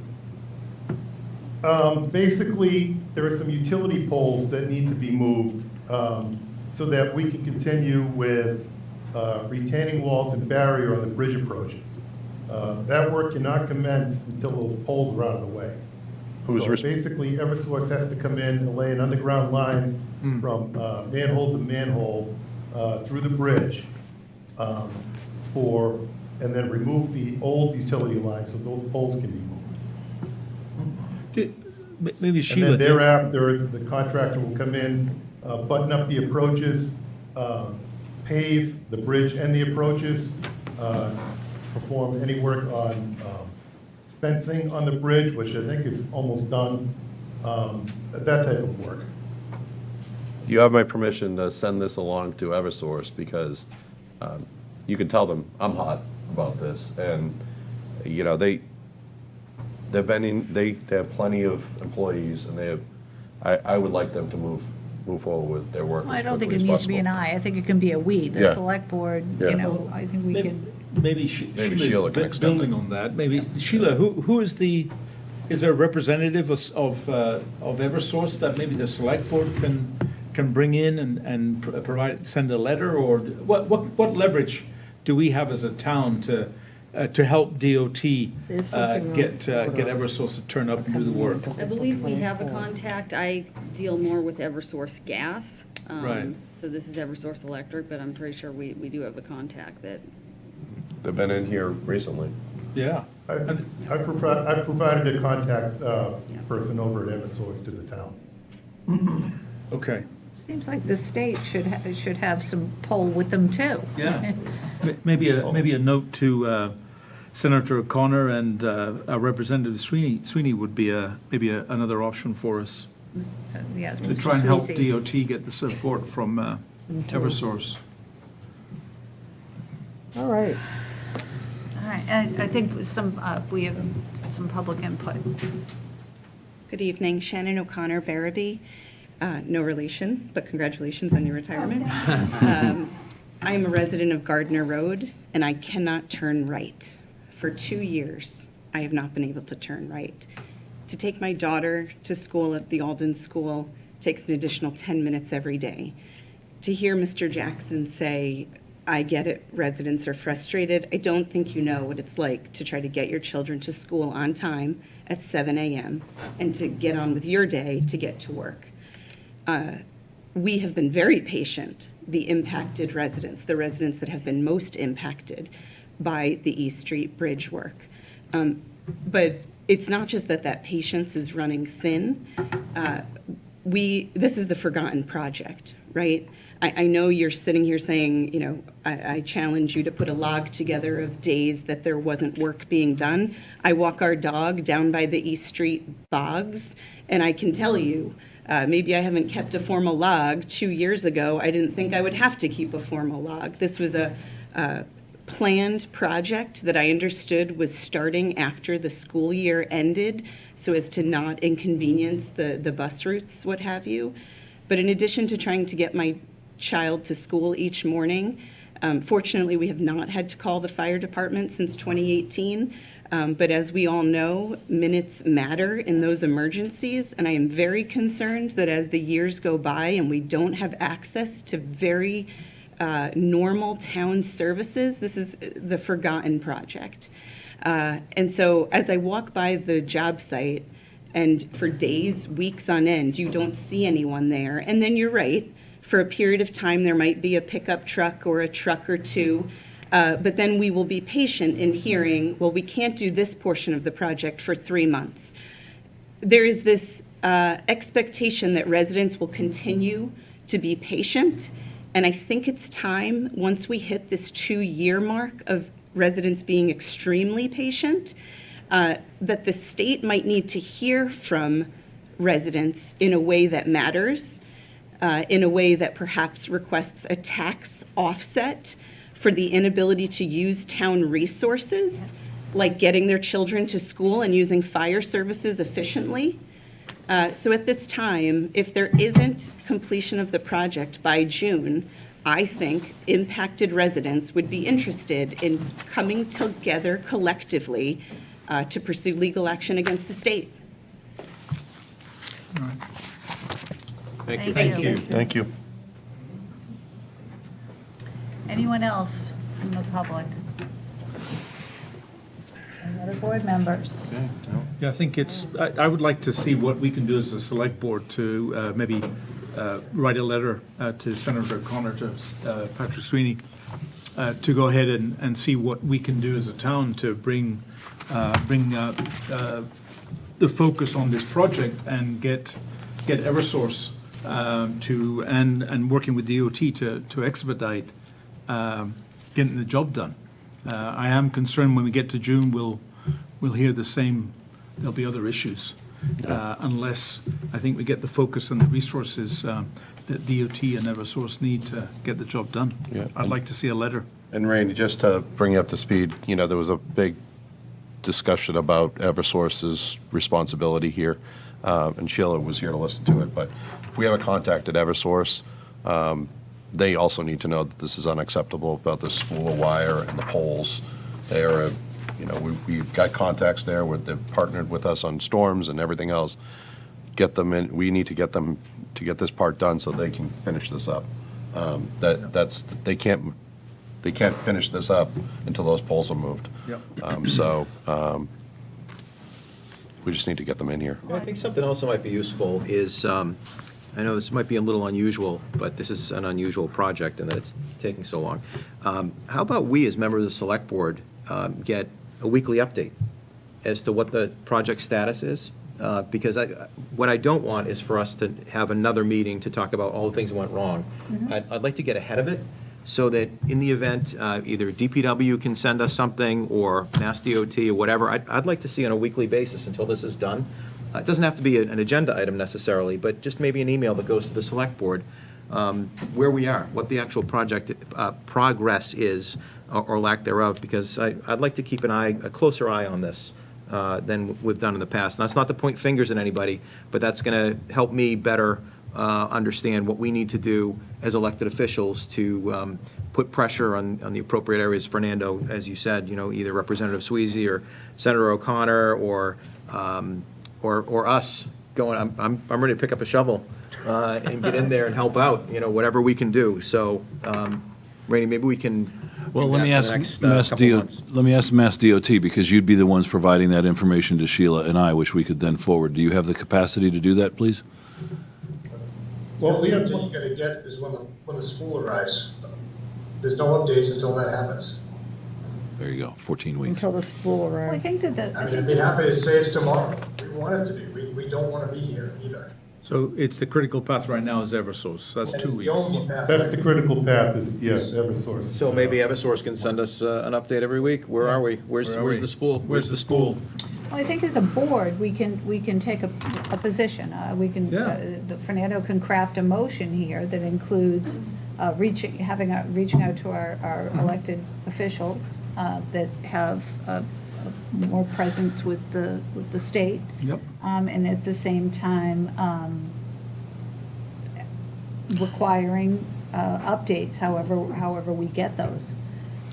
But I think, as a board, we need to start kind of really having action plans moving forward. So I like your idea of having an action plan so that it doesn't just kind of fall through and we have the same conversation as we're having now as to what went wrong in another 2 months when we hear that the bridge isn't going to open. So It seems to me that if the issue right now is this spool of cable, that's not coming for another 4 weeks. 2 weeks. No, the end of April. It's not due in before April 24th. Was that right? Okay, I misheard Well, the according to gentleman. I'm Should just be reading within 2 the, weeks, but that, maybe that can be followed up on. Why is it taking so long? Can that be expedited? it'll be here You tomorrow. know, well, we don't know that, but. I know, but they're, We've tried to talk to them about expediting that spool, and we've got the same date for the several times that we've asked. April 24th is the date they provided us. Yeah. How about, I move that this select board write a letter to Senator O'Connor and Representative Sweezy asking for their full court press on Eversource to provide the equipment and also provide DOT the necessary support to expedite once work gets going to complete the job as soon as possible. Second. complete the job as promised, Yeah, okay, by whatever. June, or, Well, yeah. that ship has sailed. I like that, and under, before I call the vote, could we let this gentleman speak under the? I just want to say one quick thing. I've been in procurement. And, Ron, if you can just introduce yourself. I'm Ron Protasewicz, 40 Pine Lake Road in Duxbury. Just listening to this, I can tell you I've been in procurement and expediting when I was a long time ago. And the first thing I would do with Eversource is show me your purchase order, what's the date, and I bought cable before. And I tell you what, there's certain copper and all kinds of materials. It could be, they could say a date, and you want to know where it's coming from. Those kind of specifics, because they'll just say, oh, the cable supplier slipped. And I don't know how many times it's slipped already to get the April 24th date, but it's Eversource. It's not these guys, And Eversource is probably this big, company that says, well, I want to find out who's your buyer and what's going on with this. Do you have any pull on this? Because I think we're going to be sitting here April 24th and they're going to say, well, they just pushed it out. And I've seen people do that. So until you see like specifics, what was the purchase order? Where's it coming from? Do you have other cables that you're buying from this company? And are we getting priority? They'll just slough you off. Now, I'm not saying what Mr. Jackson says isn't true in terms of a date, the 24th, but that's just a date.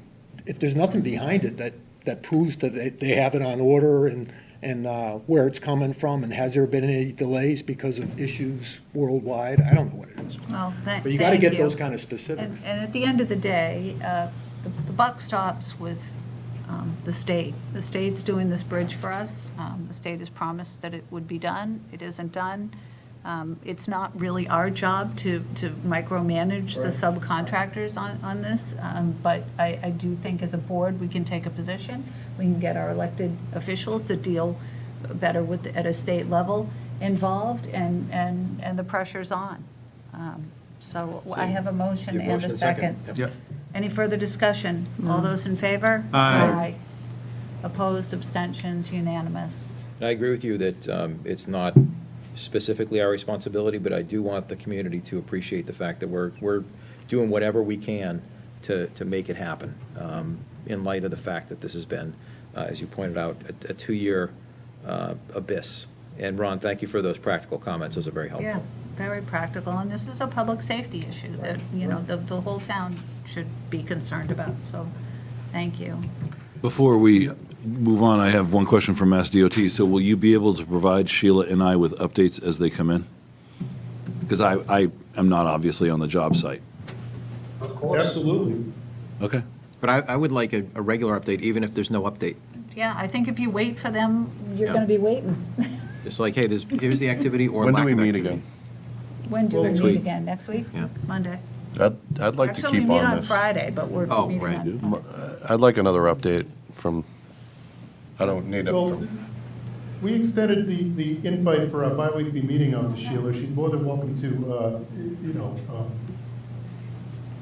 Oh, no, it's take part in our meeting I believe it's every Wednesday we meet for this project. Can you do that, Sheila? So, but, I mean, we're gonna be talking about, 8 different locations, so, you have to be patient, but, more than welcome to, but we can provide updates as well. There is Well, no certainly, meeting. we don't This want to meeting's supposed to we don't want to tie our DPW director up with, having to sit through 8 other projects. She's a extremely busy human being, and that would not be a good use of her time. So I think what we're asking is if you can reach out to her and give her an update on where we stand, not all the other projects. No problem. Thank you. Your next meeting's on the 13th, just so you know. Oh, not next week. I think if we don't hear before then, if you don't get I think at some level, we need some kind of update on this Eversource situation before on or before the 13th, so we can let the public know where it's going, Okay. if it changes. Sheila, if I'm not mistaken, that is a Mass DOT thing, correct? Where they need to contact Eversource? Because this is their project, not ours, right? Okay. I mean,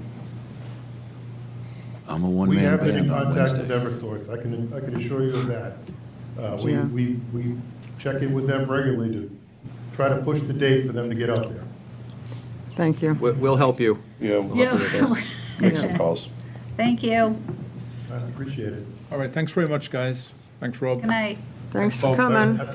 Have a good night. You too. Thank you. Okay, next item on the agenda. Oh, discussion regarding the town response to the blizzard. Thank you. The blizzard of 26, Hernando. He starts with an H. yeah. Yes. Fernando. The autocorrect Even is Fernando. The autocorrect isn't playing havoc. like, isn't hey, it? slow down here. Thank you, Madam Chair. So this is the after-action information regarding the town's response to the 2026 Blizzard Hernando. Right. Dear members, in the days following the Blizzard Hernando, the staff involved in that event held an after-action meeting during which we reviewed all of the variables involved before, during, and after the blizzard and the responses from our various departments. By the way, I have copies of this for anybody that might want them. I'm just going to flop them right there. Please help yourselves. You can follow along in the audience.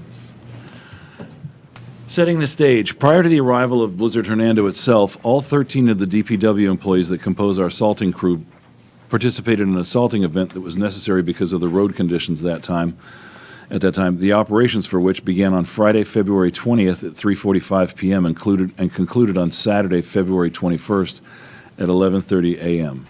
As a result of this salting event, the DPW only had 110 tons of salt remaining, and salt was not deliverable during the event. Typically, the DPW has an objective of maintaining 500 tons of salt in the shed at all times. Just so you know, it takes 38 tons of salt to do the entire town. How much? 38, once.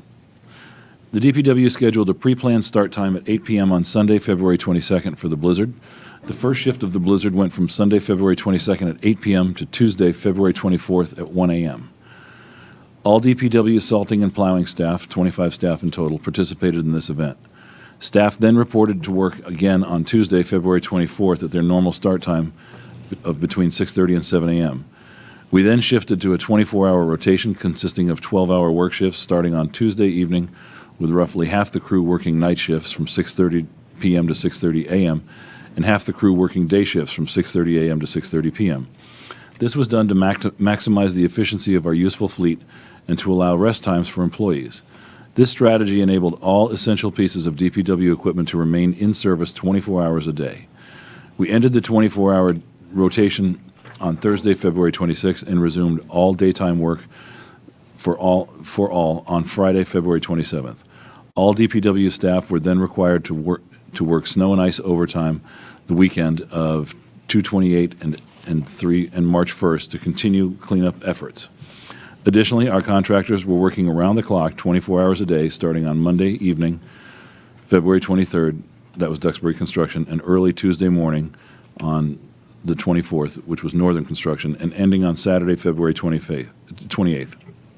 As you can conclude from the schedule, the DPW Snow and Ice Team, in particular the core salting crew, worked tirelessly from Friday, February 20th through Sunday, March 1st. Randy, before we go on, right? Please. There was comments all around social media about crews not turning up. I'm going to cover all that. You're going to cover all that? Everything's in here. Yep. And then you're going to cover, I'd just like to know what the starting amount of salt was? 110. 10. So basically, With the blizzard. we meant, for the blizzard, we normally meant to have 500, right? That's what we prefer to have, yes. Right. Maybe Sheila can answer why Well, we're... can I get through okay. this and we'll take questions at the end, if you don't mind? Yeah, it's 6 pages. Okay, go ahead. Well, 8 pages. we've never had the ability to store 500 tons of salt until this year. Because of the new shed. Moving forward, our goal is to have a minimum of 500 tons of salt in that shed. Great, Shed. thank I had you. heard that there was a shortage, but that's not true. There was no shortage. There was a Absolutely. regional salt Regional shortage shortage. all winter long. So Okay. we've had difficulty getting salt all winter. Thank you. And before you go on, Rainey, so we just got this, so this will be available on the town's website for residents who are interested and couldn't make it tonight, right? You're asking me? Yeah. Sure, I can do Well, that. I'm asking you in the way of a request. Yeah. Because you're reading it to us and people will see it, but Yeah. I think it's important for those who couldn't be here tonight and don't have access to this. Yeah, I can to be able figure out how to get it up there, sure. Because I don't think this is going to be the end of it this evening. Correct. Okay. Yeah, and I know you're seeing it fresh. It's also the first time I'm reading it, because that's why I had to run next door. Okay, was thank go you. Make some Thank you. edits, so it's new to all of us. The weather factor. The ROC director, Joe Crean, and DPW Sheila Scarzi reached out to the town's weather intelligence partners at 1 degree outside for their insight on the meteorological conditions that drove the impacts we experienced across our coverage area, why this particular storm posed such a challenge for DPW crews in Duxbury and surrounding communities, and in order to provide additional context to help everyone understand the science behind what we all faced. The meteorology. An explosive cyclogenesis, also referred to as a weather bomb, bombogenesis, or bomb cyclone, which is the rapid deepening of an extratropical cyclonic low-pressure area passing southeast of Nantucket, took the perfect track for South Shore snow. The heavy snow, combined with temperatures near the melting point for much of the storm, resulted in a wet consistency snow that put the strain on trees and power lines, and the added force of strong wind gusts resulted in exceptional stress on the above-ground infrastructure. On the roads, the heavy snow rates of up to 4 inches per hour at times, combined with the wet consistency of the snow, making it quick to bond, pack, and clump, produced a combination of loss of traction and very heavy weight snow. Continuous blowing, drifting, and rapid refilling of any lane opened was ongoing. The roadway recovered in minutes. A deeper dive into the snow consistency. While snow is falling with temps near freezing and very high humidity, it tends to be denser, more cohesive, and more prone to caking on plow blades, wings, undercarriages, and packing into ruts. That cohesion increases rolling resistance and the likelihood of plows riding up onto a packed layer instead of peeling it cleanly, and introduces more drag and reduced clearance with the reduced traction from compaction and polishing. This storm's snowfall was heavier than comparable blizzards over the last 30 years. The closest analogy in the last 3 decades was the blizzard of 2005, and that storm had about 50% less water per mass hour than this storm. For an average 12-foot lane, That's the difference of pushing 11 tons of snow over a quarter-mile stretch in the blizzard of 2005 versus 16.5 tons in the blizzard of 2026. Key weather elements of this storm. When was the last time this area received this much snow? The answer is only 2 storms in the last 25 years. The blizzard of January 2005, which was plus or minus 36 inches, and the winter storm of January 2015, which was plus or minus 30 inches. When was the last time a blizzard occurred in this area? And that was in January of 2022. And the snow totals at that time were plus or minus 20 inches, and the blizzard conditions lasted only a few hours. Under Hernando, we received between 30 and 35 inches, and the duration of the blizzard conditions occurred for just under 12 hours straight, 4 a.m. to 4 p.m. When was the last time blizzard conditions extended this long in this area? And the company had gone all the way back through the blizzard of 96 and have found no stretch of 12 consecutive hours of blizzard conditions as were observed in this storm. In terms of the timeline of events, on Saturday the 21st, we held our pre-planning meeting to help prepare for the arrival of the storm on Sunday. On Sunday at 9:45 a.m., Governor Healy declared a state of emergency and activated 200 National Guard personnel to support storm response operations. As she stated at that time, the National Guard teams were readied with high water rescue vehicles to assist with the transportation of first responders and critical personnel in flood-prone areas. And working in close coordination with MEMA, the National Guard, we will pre-position, and this is important, we will pre-position equipment and deploy resources strategically to ensure resources are in place when they are needed most. At the same time, Governor Healy also issued an immediate travel ban on non-essential motor vehicle travel in Bristol, Plymouth, and Barnstable counties. On Monday the 23rd, Governor Healy increased the number of Mass National Guard personnel from 150 to 350.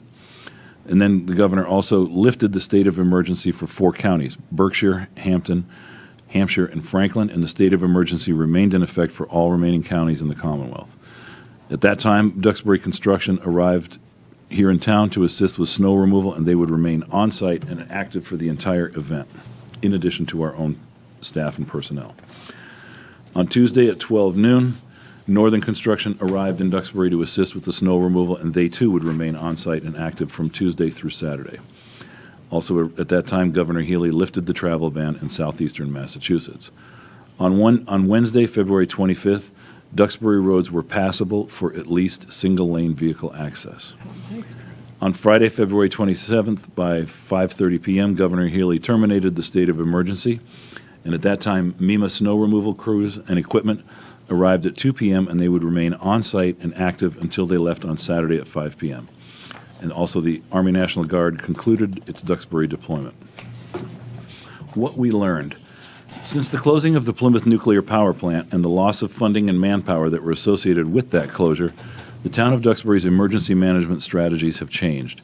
We no longer have a central communications center staffed by both volunteers and professional staff members to assist with emergent situations. Our DPW operations team is in a temporary facility at Tarkiln until the new DPW is opened, and prior to the storm, they moved into the Council on Aging, where they remained until Tuesday, at which time the COA was turned into a warming station. For future events, we will be pre-assigning administrative staff to provide dedicated support to the DPW to handle phone calls, emails, media information, etc. We will also be expanding and sending out our messaging earlier and more frequently. Something we did that was very effective was creating a dedicated email for residents to provide their own on-the-ground information relative to snow removal needs, and we were able to prioritize and address those needs as they came in. Excuse me. We received well over 100 messages within the first 24 hours of establishing that email address. Emergency staffing is an issue, and we need more people on site during the event. We will be expanding the role of the facilities department in addition to giving priority to the schools for opening their fire lanes early on in the post-cleanup process. Vehicles with plows need to be considered for the facilities department, and plow blades need to be considered for the smaller trucks in the fire and police departments for smaller cleanup tasks. Further, four-wheel drive vehicles should be considered for the police department as opposed to all-wheel drive, as well as a UTV and a plow blade for their truck. A generator needs to be installed at Town Hall, and the facilities director will be adding that to the facilities capital budget for a future year. The DPW is revamping their approach to snow removal. The objective will be to plow every road in town every 4 hours as they are rearranging their plowing routes to divide the town into 6 different sectors with specific persons to be assigned in each of the sectors so that they more clearly understand the plowing route and can address it more efficiently. Clearly, some of these ideas can be handled in the short term, and others, such as vehicles and generators, are longer-term objectives. By the way, I should point out this does not mean we're going on a spending spree. These are just things that we identified that should be addressed in the future. Blizzard comments. Some of the comments we received in the days following the blizzard and the town's responses are as follows. The cemetery was plowed out before my street. Even if 2 different departments, plows should have first cleared out streets of the living. Some members of the DPW staff were temporarily sent to the cemetery department to prep for 3 funerals, one of which had been delayed by days in violation of a religious tradition. To proceed with the scheduled funerals, the families of the deceased and funeral homes relied on the cemetery department to ensure that services could be carried out as scheduled, and having access, i.e. open and clear roadways, in the cemetery was essential to supporting them through the funeral process. Further, the equipment used within the cemetery property was not suitable for plowing larger roads, which requires larger trucks and heavier equipment, and the cemetery truck would simply have gotten stuck on the roads. Another comment we received, the town's response to Blizzard Hernando was retribution for the failed FY26 override and or to help sell the need for the sale of the FY27 override. Sorry, the typo. Storm response for any storm is driven by forecast, current conditions, and safety for the public, as well as the first responders operating during the event. The DPW's storm response was entirely unrelated to the override. Rather, the pace was governed by the historically significant meteorological event that Duxbury experienced. While the DPW faced multiple logistical challenges, it was the long-duration intensity of the storm and water content of the snow that ultimately dictated the response timeline. During the storm, the exceptionally high occurrence of stuck plows and equipment posed an ongoing safety and logistical problem. This wasn't a matter of inexperience. All of our most seasoned veteran plowers got stuck during the storm. Repeatedly, a truck or piece of equipment would be deployed to pull out a stuck vehicle only to get stuck themselves. This happened over and over again, which stalled progress and jeopardized the safety of our staff. Duxbury was not alone in this experience. Upon conferring with multiple DPW colleagues in the neighboring communities, they all reported an unusually high number of stuck trucks and equipment during the storm. The consistency and water content of the snow then made for a tedious, drawn-out cleanup effort, as the caking, cement-like snow was very difficult to effectively treat and plow. The town's salting and plowing fleet is simply not equipped to handle a storm of this magnitude. Standard 1-ton pickup trucks were ineffective during the height of the storm and for much of the post-storm cleanup effort. Instead, the blizzard cleanup effort required a frontline arsenal of heavy equipment. Accordingly, we sought the assistance of contractors with the skilled staff and specialized equipment needed to effectively move snow to supplement the DPW's plowing and snow removal effort. After the storm ended, we shifted the DPW schedule to a 24-hour operation in order to capitalize on our equipment resources and operational efficiency. Half of our DPW snow and ice team worked a 12-hour day shift, while the other half worked a 12-hour night shift. This maximized the efficiency of our operation by ensuring that all the town's critical heavy equipment resources were manned and operating around the clock. The DPW's 24/7 core equipment fleet included 3 front-end loaders, 1 backhoe, 6 6-wheel salting plow trucks, and 1 10-wheel salting plow truck. The town's contractors also worked around the clock 24 hours a day on snow plowing and removal efforts. For this particular storm, a successful override, that is, more DPW staff, would not have moved the needle on the storm response timeline. This is because more than half of the DPW's existing plowing fleet was rendered ineffective during the storm, and for much of the cleanup process due to the volume, weight, and consistency of the snow. Quite simply, if we had more staff, there wouldn't have been enough large trucks or equipment available for them to use. The DPW director advised me that she could not recall a single time during the blizzard in the cleanup process where an essential piece of equipment was left idle due to lack of staff. Another comment we received, the DPW sent plow drivers home on Saturday night or Monday morning and didn't call them back until Tuesday. Then only a couple of drivers actually showed up. And the question was also added, why would anyone be sent home? And the answer is, employees were not sent home on Sunday night or Monday morning. Roads were impassable during those times with snow falling at exceptional rates. Every single DPW employee that was called in for the storm showed up. There were 0 no-shows during the entire storm event and cleanup response. Mandatory shifts were scheduled and staffed from Sunday, February 22nd through Sunday, March 1st. Some residents, in particular on Fox Run, paid for private plowing to get the street open despite being on the priority list because critical medical staff live on the street and had to get to work. The response is the roads were opened as quickly as possible with the equipment available for a storm of this magnitude. The DPW approached the storm response and cleanup effort in a purposeful, methodical fashion. For public safety and emergency response purposes, the DPW prioritized main roads and areas with downed trees and wires, which is the case with every storm, not just this blizzard. Their focus then shifted to clearing an access way on all roads for public safety and emergency response vehicles. The DPW and EMS director are not aware of, nor have they heard of, a priority list as noted above. I'm going to speak to that when we're done. Okay. The National Guard had to dig out Rogers Way so first responders could get to an injured resident, and the ambulance could not get up there because it wasn't plowed. The response is, we are grateful for the National Guard's participation and involvement in assisting Duxbury through this blizzard. The National Guard had equipment that could operate in extreme blizzard conditions. The DPW does have a few pieces of equipment that can operate in such conditions. However, less than half the DPW fleet of vehicles can do so without getting stuck themselves.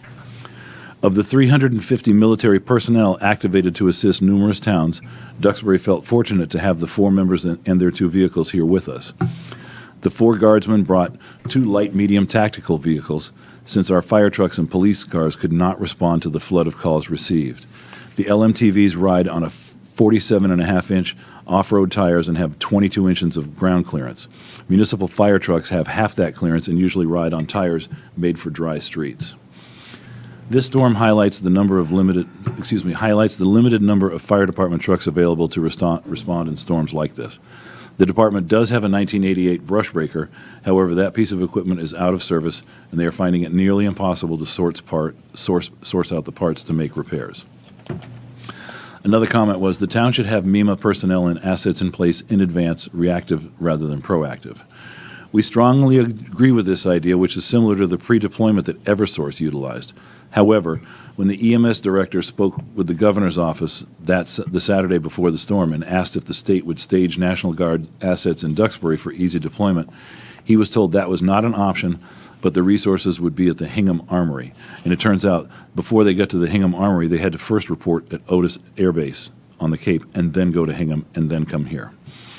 In her state of emergency declaration, Governor Healy noted that when she activated the National Guard, equipment would be pre-positioned and resources would be deployed strategically to ensure resources are in place when they are needed most.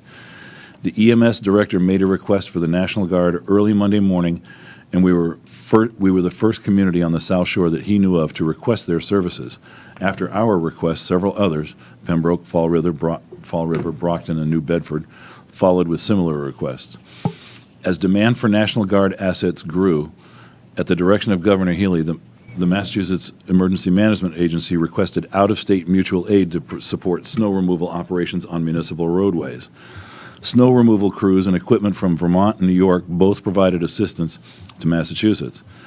The Vermont Agency of Transportation sent approximately 30 vehicles, a mix of front-end loaders and dump trucks with operators. The New York State Thruway Authority, the New York State Department of Transportation, and the New York Power Authority deployed more than 50 pieces of equipment, including front-end loaders, dump trucks, and snow clearing machinery, and MassDOT deployed over 3,000 pieces of state and vendor equipment. Another comment we received was, even though Eversource crews were ready and able to restore power, they were delayed in doing their work, waiting on the town to clear streets so Eversource could get access. The response is Duxbury had an Eversource representative in the fire department building from Tuesday through Friday. The EMS director advised me that the only street that he was aware of that could not gain access to was East Street, as there were poles and equipment down that impeded plow operations, and it was a combination of those factors along with the equipment blocking the roads from being plowed. Further, Eversource provided the DPW cleanup operations team with their daily top priorities, and they focused on ensuring that Eversource had access to those locations at a minimum. Another comment was, other communities got just as much snow and were able to clear their roads within a couple of days. Why did Duxbury lag so far behind? Duxbury had roads open to one lane within a couple of days, similar to the other towns in the area. Duxbury did, however, take numerous days to get roads open to multiple lanes and push back intersection sightlines for additional school bus, pedestrian, and motorist safety. The pace of Duxbury's cleanup was consistent with, and in some cases ahead of, neighboring communities. Our neighbors face similar challenges with cleanup extending into the full week and into the weekend and beyond. Below is an excerpt from a notice Plymouth put out on March 3rd. For context, 99% of Duxbury's roads were passable by sunrise on Thursday, February 26. And in this letter, it notes that on Friday, February 27th, 99% of Plymouth's roadways were made passable. And that did not mean fully widened. So we were a day ahead of them. And finally, the last page are a couple of resources that I'll make sure that, since this will be on the website, and I wanted to make sure that the Clipper had it. The town does have a life support notification program that's actually run through Eversource. So the town of Duxbury wants you to know that we have an emergency order to provide you with severe weather updates. We encourage all of our residents to sign up and receive the emergency alerts and severe weather warnings that could directly impact you or your family. When you sign up, there's a link on the website you can use, and you can get that information. Also, Eversource has their life support notification program, which is important because it tells you all about how to let them know that if there's an outage, they can alert us and try and get power to you as quickly as possible. There's that. And I have the EMS director here as well, and the DPW director, too. I just have a couple of things, and I know we have some folks who have been waiting patiently to address this as well. On the cemetery, Yeah. I completely appreciate why folks would need to continue with their arrangements, but we've had experience with COVID that things have and need to be delayed so that necessary resources can go to where they need to be. And I'm really surprised, frankly, that we prioritize the cemetery over the town. And I realize there were some issues with the size of the equipment and that sort of thing, but I'm sure that the families, with all due respect, would have been understanding if we had to delay another day or two so we can get the town plowed out before the cemetery. The other is with respect... Can we respond to that? Well, let me just, I just have one other point, and this is specific to the Fox Run comment on page 5. The priority list, I think, that was being addressed here was the same email address that you had mentioned earlier in your memo, which is where folks could sign up and say, I have. So we all, as members of the board, submitted streets to that list. Okay. And I personally, what's that? As did people on Facebook. Yeah, so I personally submitted Fox Run, that's why I called it out, as well as some other streets that I know we had medical professionals on that needed to be cleared out. So I think the writer on this may have been speaking about that email list, not necessarily an emergency priority list like we have with folks who need medical assistance. I'm not following, I'm sorry. All right, so you said in your memo here in the last sentence regarding Fox Run, DPW and EMS are not aware of, or have they never heard of, a priority list? Yeah, and because we thought the way we read that was because people work in the medical field that there's some kind of priority list that no such thing exists that we're aware of. So, like doctors and nurses, they don't get priority. But there was during this storm. It was that email account that you were talking about earlier in your. So they your memo. basically sent us an email saying, "Hey, I'm a doctor. I need to get out." We did.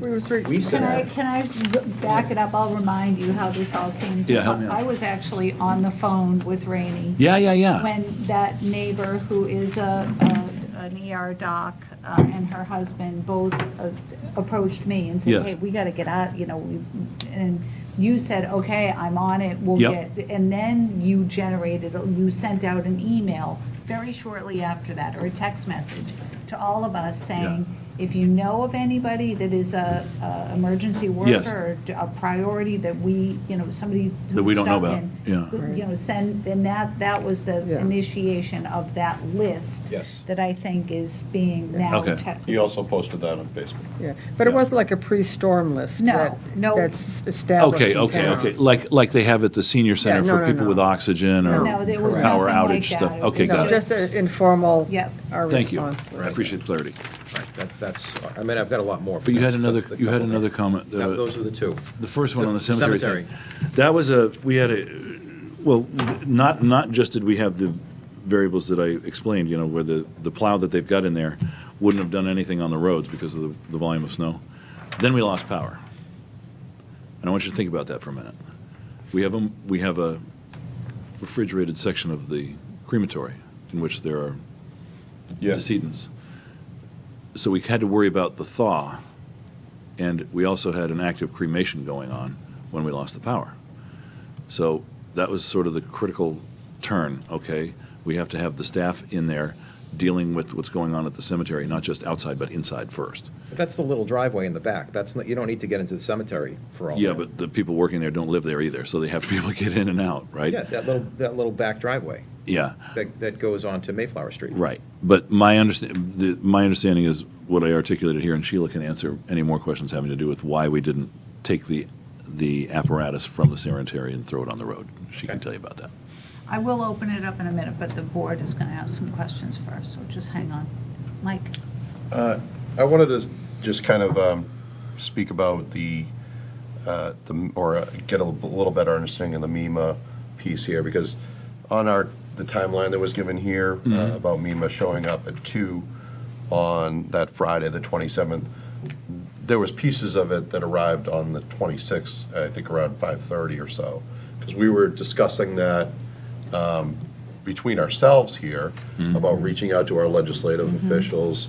Some of us reached out to our state rep and senator multiple times. I know that staff were also doing the same.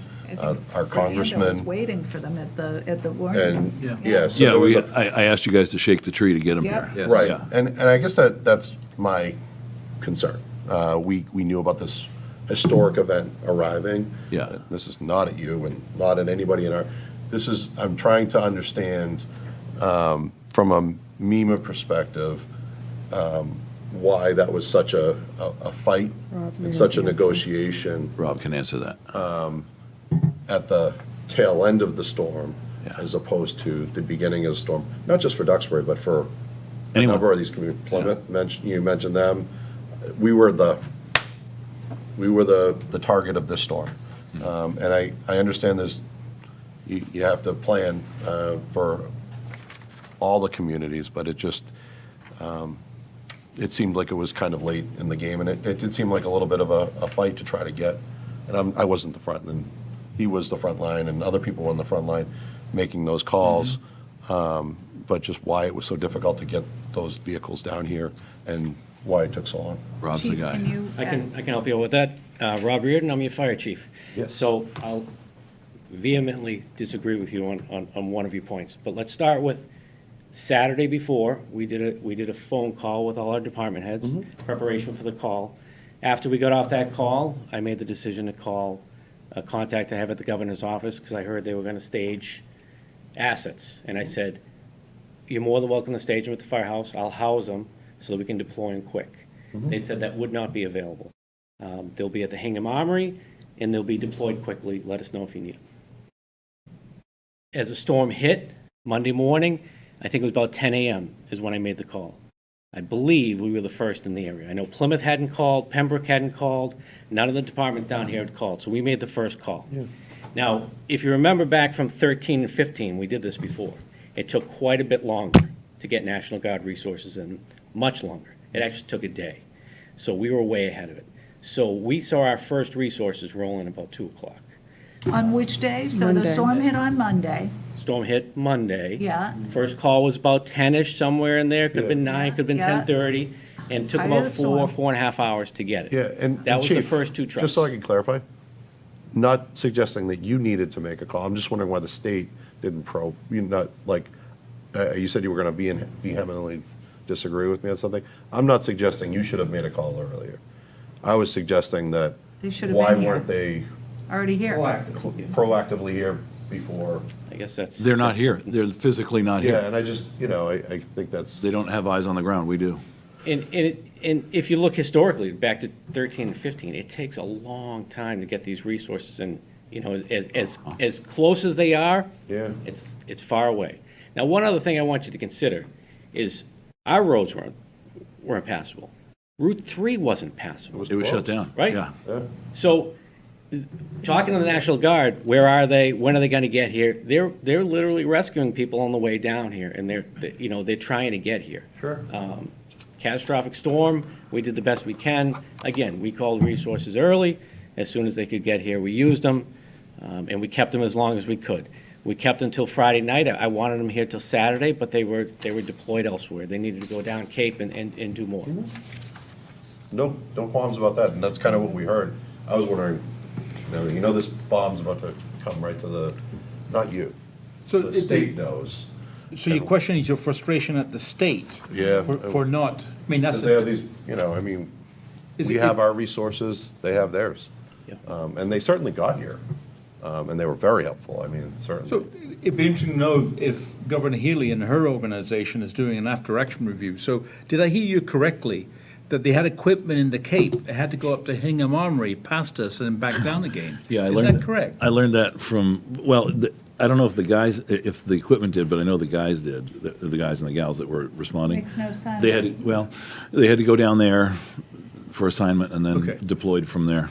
But my request would be then, we can debate this all we want, is we should be requesting, maybe from this select board, a letter to Governor Healy, wanting to know what her after-action review is. What did the state learn about what happened during Blizzard Hernando, and what actions and steps are they going to take so that when it happens again, we'll have a different response. So that whole thing is, what I heard is Chief Reardon did his best and asked at the right time. It was just the process that the state followed took a long time. Yeah. That's what I heard. And I'm, Yeah. I'm very appreciative that they did come in when they did. Right. Because, as you stated, we had one-lane roads, we had some impassable, I remember calling you on Thursday. I had to go up to the Beth Israel in Boston, and I, thankfully had four-wheel drive, but it was rough on West Street. It was. Still had no power. And that was Thursday. So I am very much appreciative that they came in with those heavy vehicles. It's. Yeah, I just think people did great. I really do. I just, I didn't get plowed out until Thursday around, late morning, noon. We were totally unplowed. But I live in a cul-de-sac, a small cul-de-sac. But, I just think back, I'm one of the oldest of the people here, and I vividly remember the blizzard of '78 and living in Boston at the time, and it was 2 weeks. Mm-hmm. It was 2 weeks that the National Guard were picking us up. I was working in a hospital in Boston then, giving us rides into the hospital. It's just, no power, no, milk deliveries. We were drinking formula in our coffee. It was gross. But I just think that the impact of this storm in terms of what the storm was, I just want to congratulate everybody for the fine work that they did. That's where I am at. I'd like to hear from some of the residents as well. Well, please. before I I've need got a to, couple I've of got a things couple too. of So. comments as well. Sorry, you can take. All right. Give me a minute. They've been waiting very patiently. Yeah, Yes, yeah, they yeah. have. But I still have some comments. Go ahead, Fernando. Yeah, so Rennie, thank you for this. You provided a lot of context with regards to the storm and responded to questions. What I'd like to see separately, though, is your after-action review, right? What I expect in a after-action review is what are the key lessons you've learned, what actions you're going to take to address those key lessons, and what date you're going to have an action, the action, whatever action you decide completed. So I'd like to have that formally put together. Because one of the actions that I haven't seen in here is,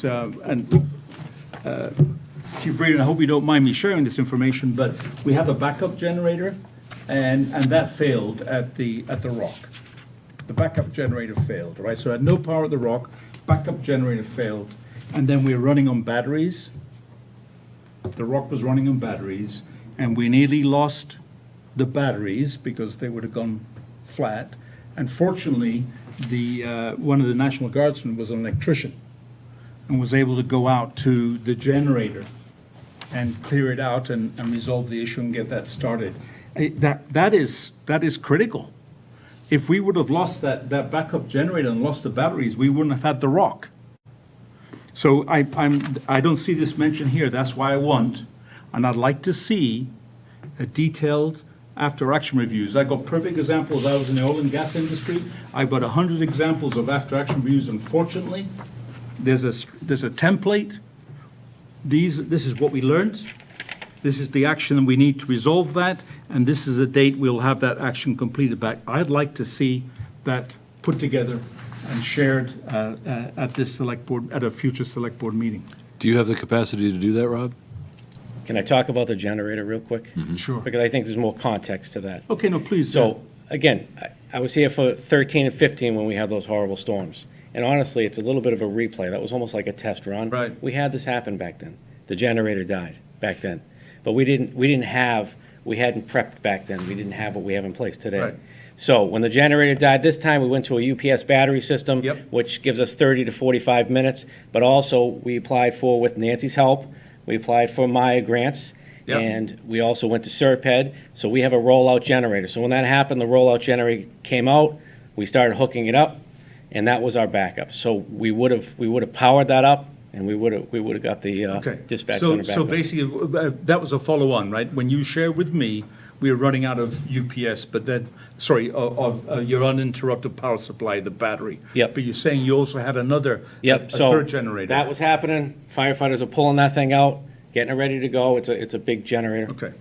Right, Rennie, I'm quite happy if you want. I've got the time and resource ability to go ahead and do the after-action review. If you want me to, if you give me permission to do that, I can get together with the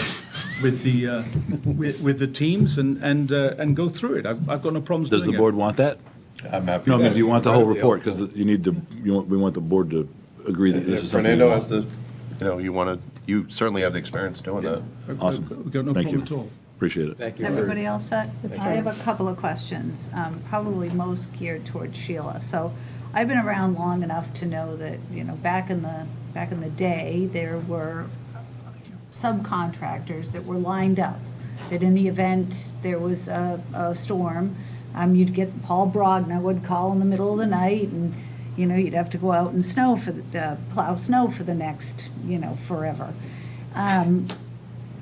Do we still have those people lined up? And my second part of that question is the price tag on what this storm cost is enormous. And so what I'm wondering is, I know that we had to call out the heavy machinery.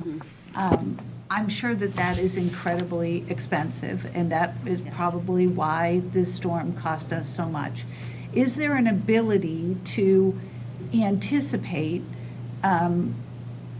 that being something that's needed in the future and kind of put it out for bid beforehand? So you have somebody lined up that isn't going to charge,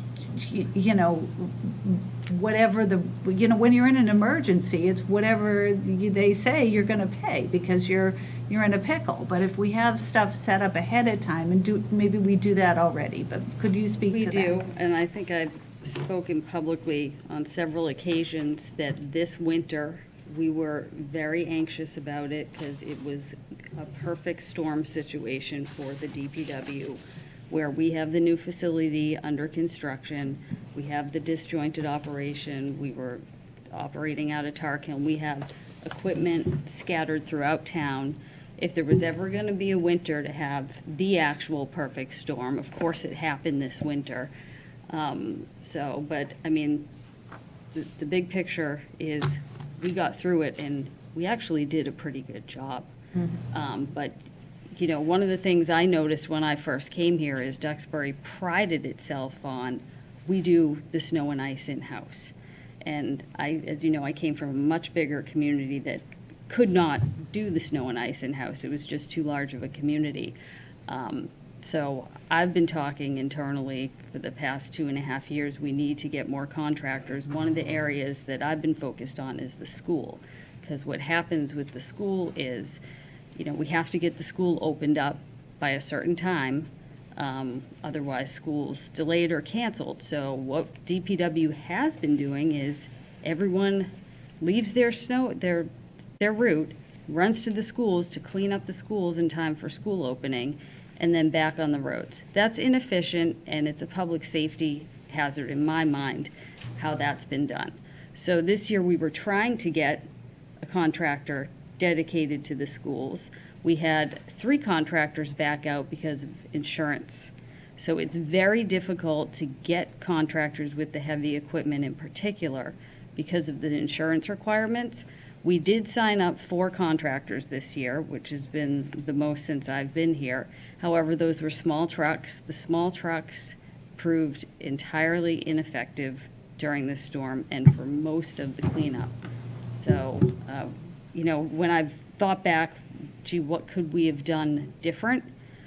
The big thing that keeps coming to mind, but I don't think it's practical, is we could have called more contractors in. We spent over $200,000 on those contractors. And I stand behind that we called in the correct contractors for this. We called in Duxbury Construction, who's local, knows the town, had his equipment here. Northern Construction, I think some of you are aware, they did the seawall, extremely capable contractor. So they actually started out at the Gurnet, and that was strategic because we were very concerned about that area just getting abandoned. So we got that cleaned up, and then they moved to the rest of town, worked around the clock. So those 2 operations running 24/7, they had crew leaders, they knew what to do. There wasn't really any babysitting we needed to do with them. So in retrospect, we would have called them again. Could we have called more contractors? Yes, but look at the price tag. So you have to consider that.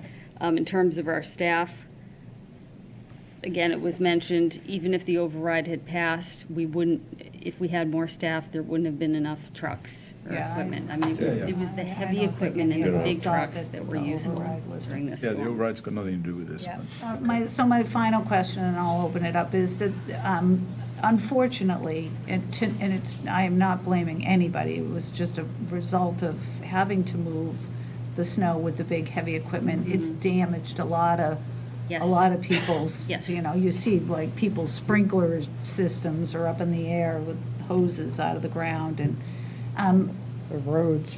yeah, the roads are a mess. That's just going to be on us I guess the homeowners are going to have to make their own repairs, and We have lots of spreadsheets with logs from damage reports. Yep. So actually, the way we've been doing this, if it's property damage on private property, they've been filing a police report, so it's documented.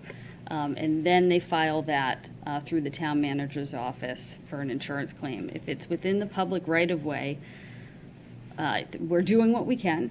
However, private property should not be encroaching in the public right-of-way. Yeah. So if there was a sprinkler system that was ripped out, it's within the right-of-way, we're not obligated to fix that. Okay, good. The same thing with a stone wall, fences. So there's a lot of them, not as many actually as I anticipated. The big thing that we're seeing, and everyone is seeing it around town, are the potholes. The potholes are, they're just endless. And we're up to, is it 6 tons a day? 6 tons a day. So if anyone doesn't know, that's Blair Crane, our operations manager, who, Hi, Blair. hats off to Blair. Blair was in his 3rd week on the job when this storm hit. Oh, right. And you're still here.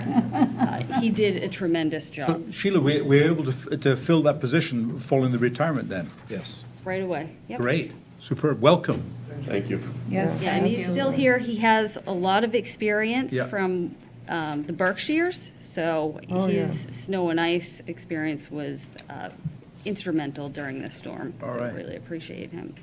So are we going to get any reimbursement because this was a disaster, or did we hit the We threshold spent for that? a lot of time working on spreadsheets and costs with the fire department in particular. So we have put in for reimbursement. It remains to be seen, but what we had just put in for was, it looks like they may fund the most expensive 24 hours of the snow removal operation. So we went back and we looked at all of our bills and our overtime and captured the most expensive 48 hours. Fingers crossed. Did you have something? You may have, did you miss, there was a meeting a couple of weeks ago. There was you were out of town maybe? Oh, Mary, maybe. Mary Or was did it a morning meeting when I? No, it was a regular, Mary went over the whole aspect of it with the disaster relief. That maybe Oh, all right. So we- maybe the state might. It all stepping up. depends if we reach the threshold. Yeah, there's All right, I there's a didn't know if lot we of, met the threshold. and there's, Mary was discussing some alternative ideas too that have been kicked around, so there was, I'm sure Nancy was involved and other folks were involved, gathering as much costs as they could include, damage to buildings, everything. Yeah. So, an incredible effort in a short period of time. It was due within like 72 hours or something like that. It was great. But circling back just to outside contractors, from my perspective, after action, one of the things I'd like to see is have a contractor assigned to the schools with heavy equipment. All right. So DPW can focus on the roads. Good. I look forward to facilitating that session with you and There your you go. team. And we know we have a other couple folks. of good ones right in town that helped us out so much, so maybe they would be interested in doing that. That's That right. would be At super great. a good price. Yeah, that's what we're Well, looking for. I mean, there are rates that we set each year. Right. And we look at what neighboring communities are setting Okay. for rates, and we stay with them, so we're competitive. Okay. So, Thank you. I think a gentleman there. Yes, thank you. Thank you Thanks for for your being patience. patient. Jamie Asbetti and 40 Fox Run. Brad, are you on? So my neighbor was going to jump. Brett Sylvia. He's probably dropped off. Been sitting here a while. He's on. He's in Brett, now. you're Hey, on? Brett. I'm here. So I think it's ironic. So I live on Fox Run. It's like, you guys know the story. Like, I don't even know where to begin. Like, I can't believe what I've just sat through and listened, honestly.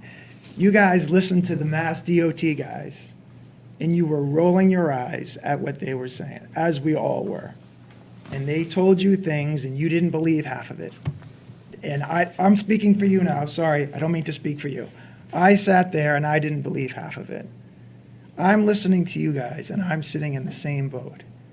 Like, you thought that the storm, our reaction to the storm was good? I do. I respectfully disagree, ma'am. I agree. So, 3 days without the street being plowed. Now, I want you to know I have tremendous respect for you folks that volunteer your time. You're not professionals in taking care of the town. You're just people who are trying to help out. I have great respect for you. My father did that growing up, and he took a lot of grief for it.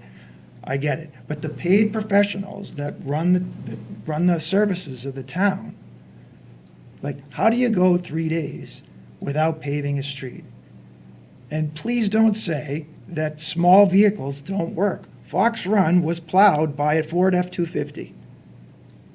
Okay, that's a small vehicle. And they just put a plow in front of it. We paid the guy. He did our street. We all snow blowed ourselves out. Was there ever a reaction by the town to say, don't have the resources, the trucks are not working? Somebody described it very well. Like, let's be creative. Let's do something different. Instead of plowing a street entirely, let's just open up a street. And I'm sorry, I had a much more diplomatic way of saying this that I wrote, but I've been sitting here for 2 hours and I'm a little salty, so I'm sorry. But was there ever consideration to that?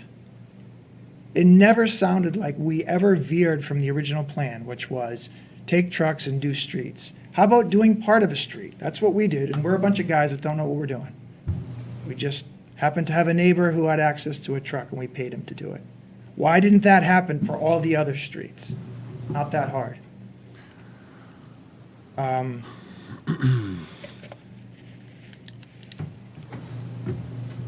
Our street had doctors on it. There's clearly a disconnect between this emergency list that you all are talking about.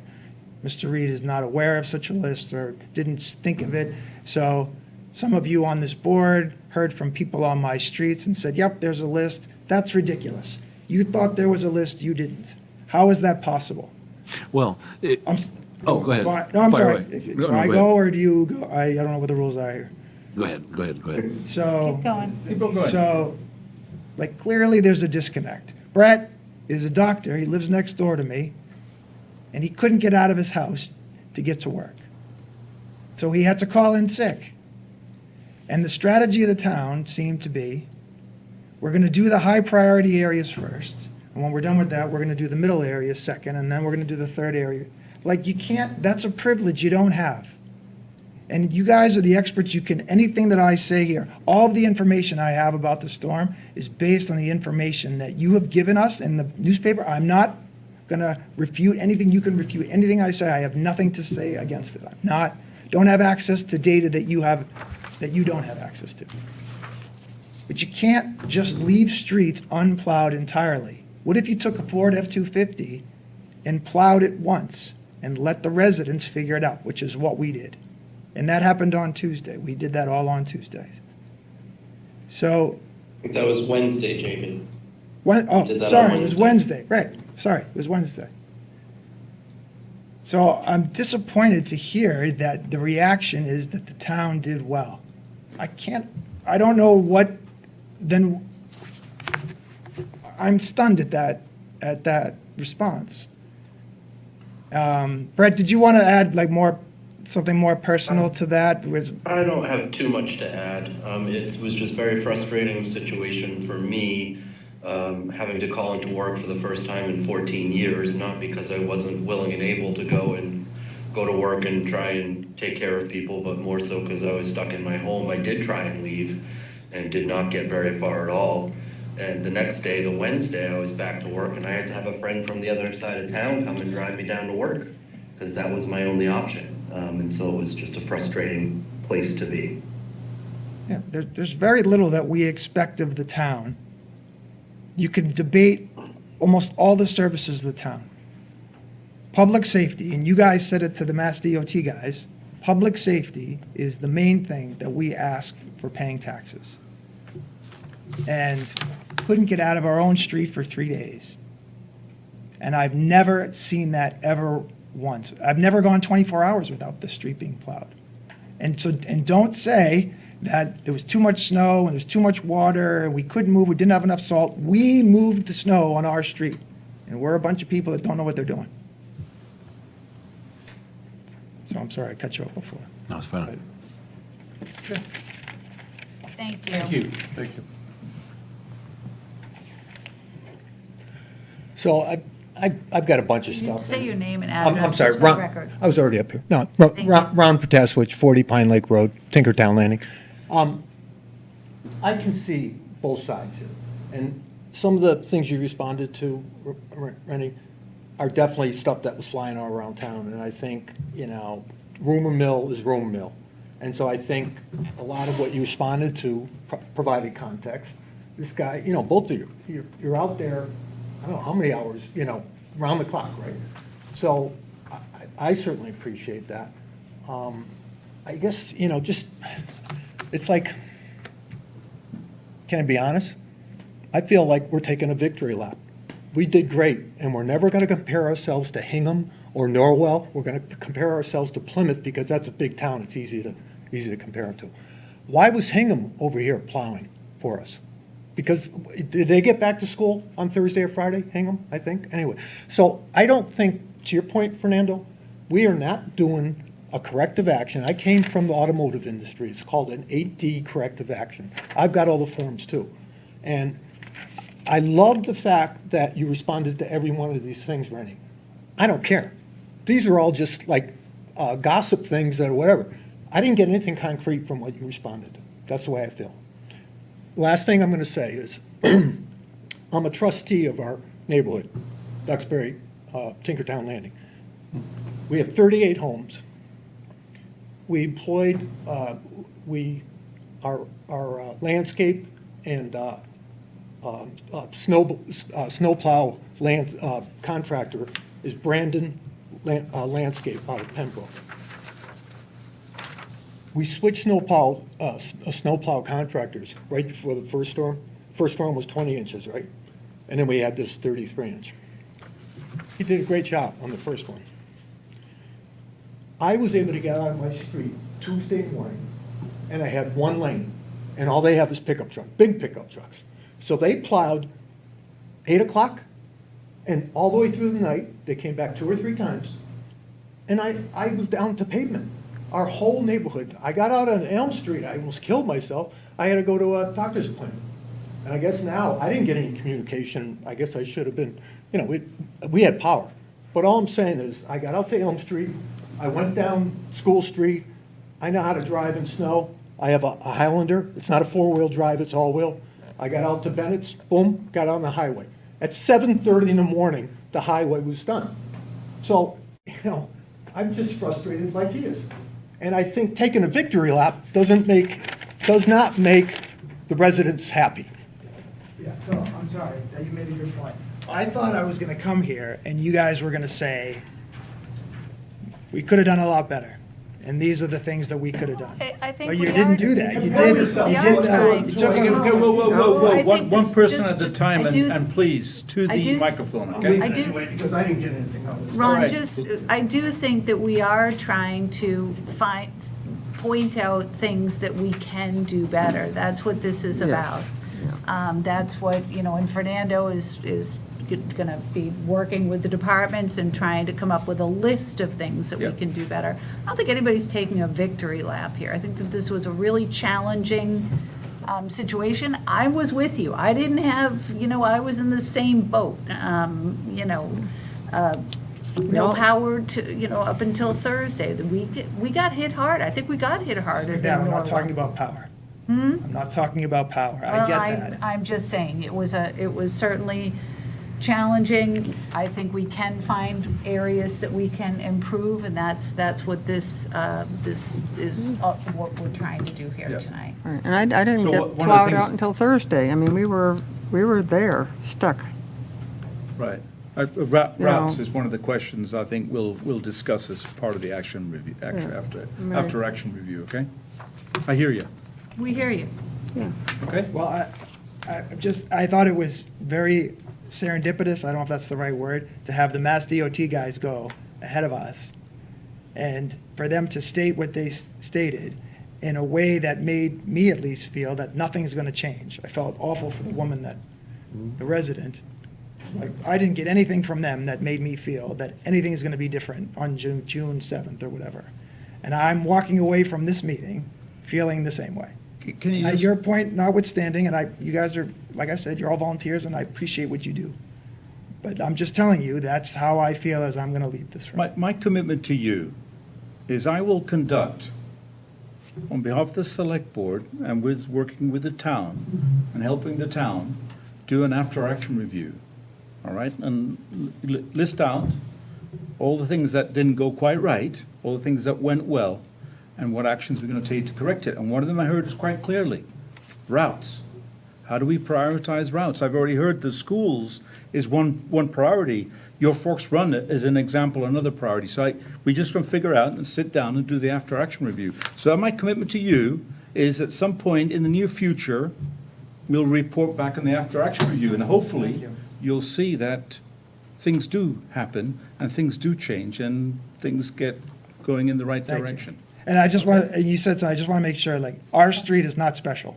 No, I There's understand. Nothing special about No, the no, street I have live on. I have a neighbor. There's 100 streets that have as many No, no, no, doctors no. as our street, so I There's a- apologize if yeah, I yeah. misrepresented it. I understand. In fact, my next door neighbor, Cove Street didn't get plowed until, I don't know the exact date, but the person was refusing to fund any more DPW stuff because that person was really annoyed because their road, and it's just behind your street, right? It's just a short section, was never plowed until probably way after your street was plowed, all right? So Yes, I understand. Fox Run was not the only one. Lots of other Right, people absolutely. were. So we just need to understand how the rights, and I'm sure I'll have a good conversation, and we'll see what we can do. Thank you. All right? Thank You're you all. welcome. Thank you for coming out, Thank you. Jamie, and for your Yep. patience tonight.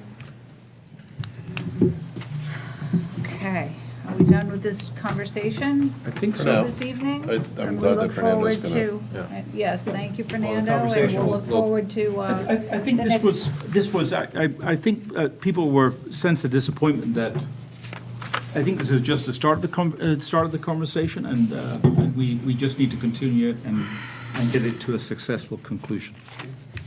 Yes. And when it comes to other entities such as MassDOT, I mean, we can only do so much as a board. We are not their boss, Yeah. and we are trying to, light a fire and using the tools that we have in our toolbox, but we can't, require them to do anything. No, but I do think this was helpful during that nor'easter we had some years back, when we identified having Eversource here. They've been, a Yeah. real Yeah. partner of our, our true. emergency response team now, and they were here from day one. Yeah, I met the gentleman with the chief there, so yeah. And they, That was. even based right on- after that storm, they brought the truck here Yeah. for the next storm. Yep. It's helpful to have these conversations. Yep. Well, I appreciate that Ron and Jamie and Brett have all stepped forward to share their opinion and their Yep. experience, because I think it's very representative of what a agree. lot of people in town experienced. And there's understandably significant disappointment, myself included. I was among those who weren't plowed out until the very end. And we can do better, and I know that we're aiming to do better, but I think we acknowledge all of the fantastic efforts that were successful. Right. So it was a tough situation, but Fernando, thank you very much for stepping Yeah. forward. I'm excited to know that we'll be doing an after-action report, because I think there is opportunity, Yeah. so that we don't have something like this again. And I just want to say one thing from, for public safety, they try to do everything they can. That they've devoted their life to helping people and saving lives. And I think that needs to be acknowledged, that they were trying their very best. They were getting stuck between telephone poles. Cruisers were going off people were sidelined that do this for a living, and want to save people's lives and be there for them.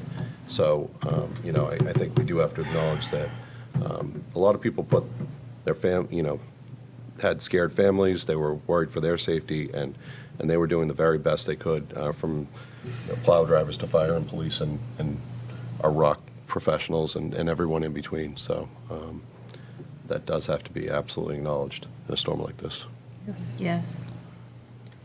All right, are we done with this? Thank you. We're done with it for tonight, so. Done with it For for tonight. tonight. Gonna We'll keep look going. forward to Yep. Fernando's report in the future. Just let us know when you want it on the agenda, and we'll Right. get it on there. Yeah, I'll speak with Rennie afterwards to kind of see what I can do. I need your authority to, If you guys could stick around, Sheila, too. yeah. Okay, good. Oh, for something else? Do we want to? No, No, town manager report. for the after-action review, I just wanted the ability to be able to organize it. The next item is a discussion on and vote on seasonal liquor license renewals for Duxbury Beach Park 2 and Duxbury Package Store, along with related common victular park, I can never say that. and Victular. parking Victular. licenses. Victular. The C is silent, or the T is silent, Victular. or the C is silent. Yeah. So this is one for, is anybody here to speak on Duxbury Beach Park? No, no kidding, No. that's where it comes from. It's all right, fiddle. Okay. Just make a motion. There were no issues raised by any of our departments, and can I get a motion? Sure, except I can't say the word either. Duxbury Peach, I move the Select Board, as the local licensing authority, approves and renews the following seasonal on-premises wine and malt beverages license issued to Duxbury Beach Park 2, license number 00034-RS-0300, effective from April 1st, 2026 through November 30th, 2026. subject to satisfactory inspection by the town, submission of all required documents, and payment of all funds, fees owed to the town of Duxbury. Second. Any discussion? All those in favor? Aye. Opposed, abstentions, unanimous. Okay. Next. Duxbury Beach Park 2. I move that the Select Board renews the common victular license and general license for parking issued to Duxbury Beach Park 2 for the year 2026, subject to town inspections, the receipt of all renewal paperwork, and payment of all funds, fees owed to the town of Duxbury. Second. Any discussion? All those in favor? Aye. Opposed, abstentions, unanimous. Okay. Next is the town manager report. Thank you, Madam Chair. On Thursday, March 12th, I met with the finance director, the treasurer collector, the town accountant, and the building commissioner, and our financial advisor, Unibank, for a bond rating call with Standard & Poor's. We had a robust discussion of all things past, present, and future, and this included the town's FY25 performance, the current year FY26 budgetary expectations, FY27 budget that was heading to town meeting just a few days later, the override, and upcoming potential capital projects. We shared a number of materials with them, including the budget itself, the override questions, the capital program, and I'm pleased to report that the town's bond rating was reaffirmed at AAA. Fantastic. Yeah. Nice. So that, Great work. you can take that one to the bank, and you can thank Mary for that one. Nancy has a comment. Sorry, Madam Chair, we missed a seasonal liquor license renewal for this pre-packaged. Oh, I'm sorry. Okay. Can we do it, I Yeah, will do it anytime. I right just after wanted the to town remind manager. We can do it right now. Go ahead. Do you have a motion for Just that? hanging out over Is here. there anybody here to speak on that? No, No. I don't, regular annual. Yeah. There are two motions. oh, there we go. It's packet 2. Okay. Yep. All right, so one of them is for, do you want to read that, or do you want me to? So this is for a seasonal liquor license for the Duxbury Package Store effective April 1st through November 30th. But they're asking for an extension? And this is an extension? Yeah, you can extend it to January 15th of the next year, which we have always done. Oh, okay. And there have been no issues with this package store, so. All right. Okay, so there's two motions here, This is the bottom one. just the bottom one, okay, as long as we are all in agreement that we're going to Yes. go till, okay. I move that the Select Board, as a local licensing authority, approves and renews the seasonal off-premises all kinds of alcohol beverages license issued to Duxbury Package Store, Inc., license number 00046-PK-0300, effective from April 1st, 2026 to January 15th, 2027, subject to satisfactory inspection by the town, submission of all required documents, and payment of all funds, fees owed to the town of Duxbury, and the conditions on the license. Second. Any discussion? All those in favor? Aye. Opposed, abstentions.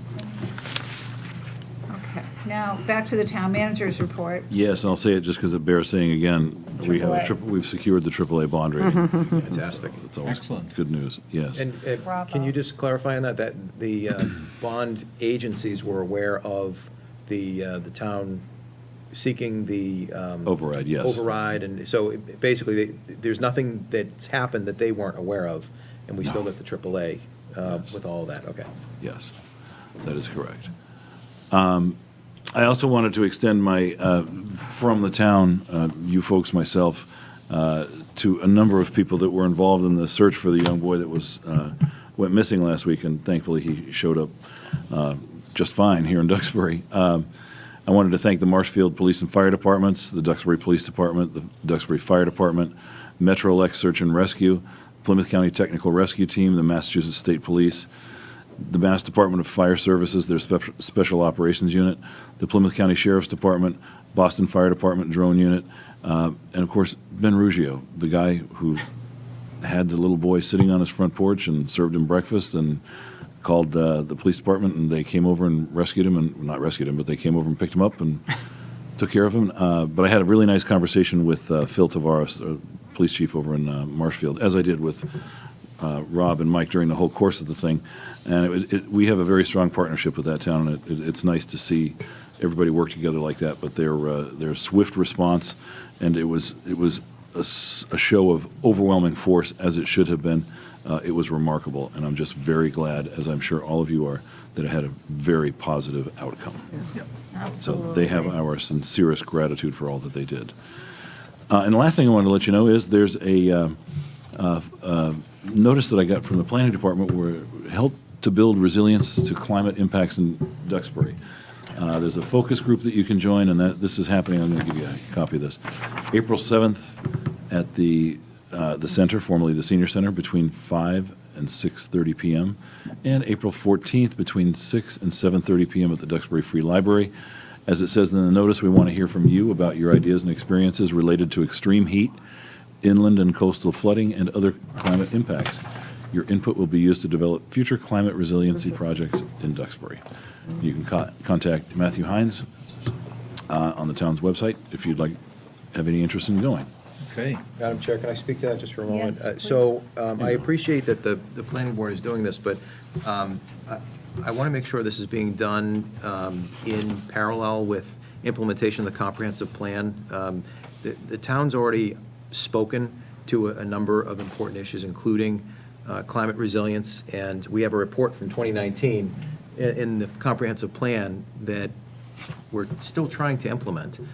So I just want to make sure that we're not that this doesn't constitute another study on a topic that we've already looked at before we implement the parts that we've already talked about. So I raise that just by way of a reminder that we have the comprehensive plan that needs to be implemented, and I interpret this, and I guess I'm asking, I interpret this to be a component of the implementation and not another study on something we've already studied.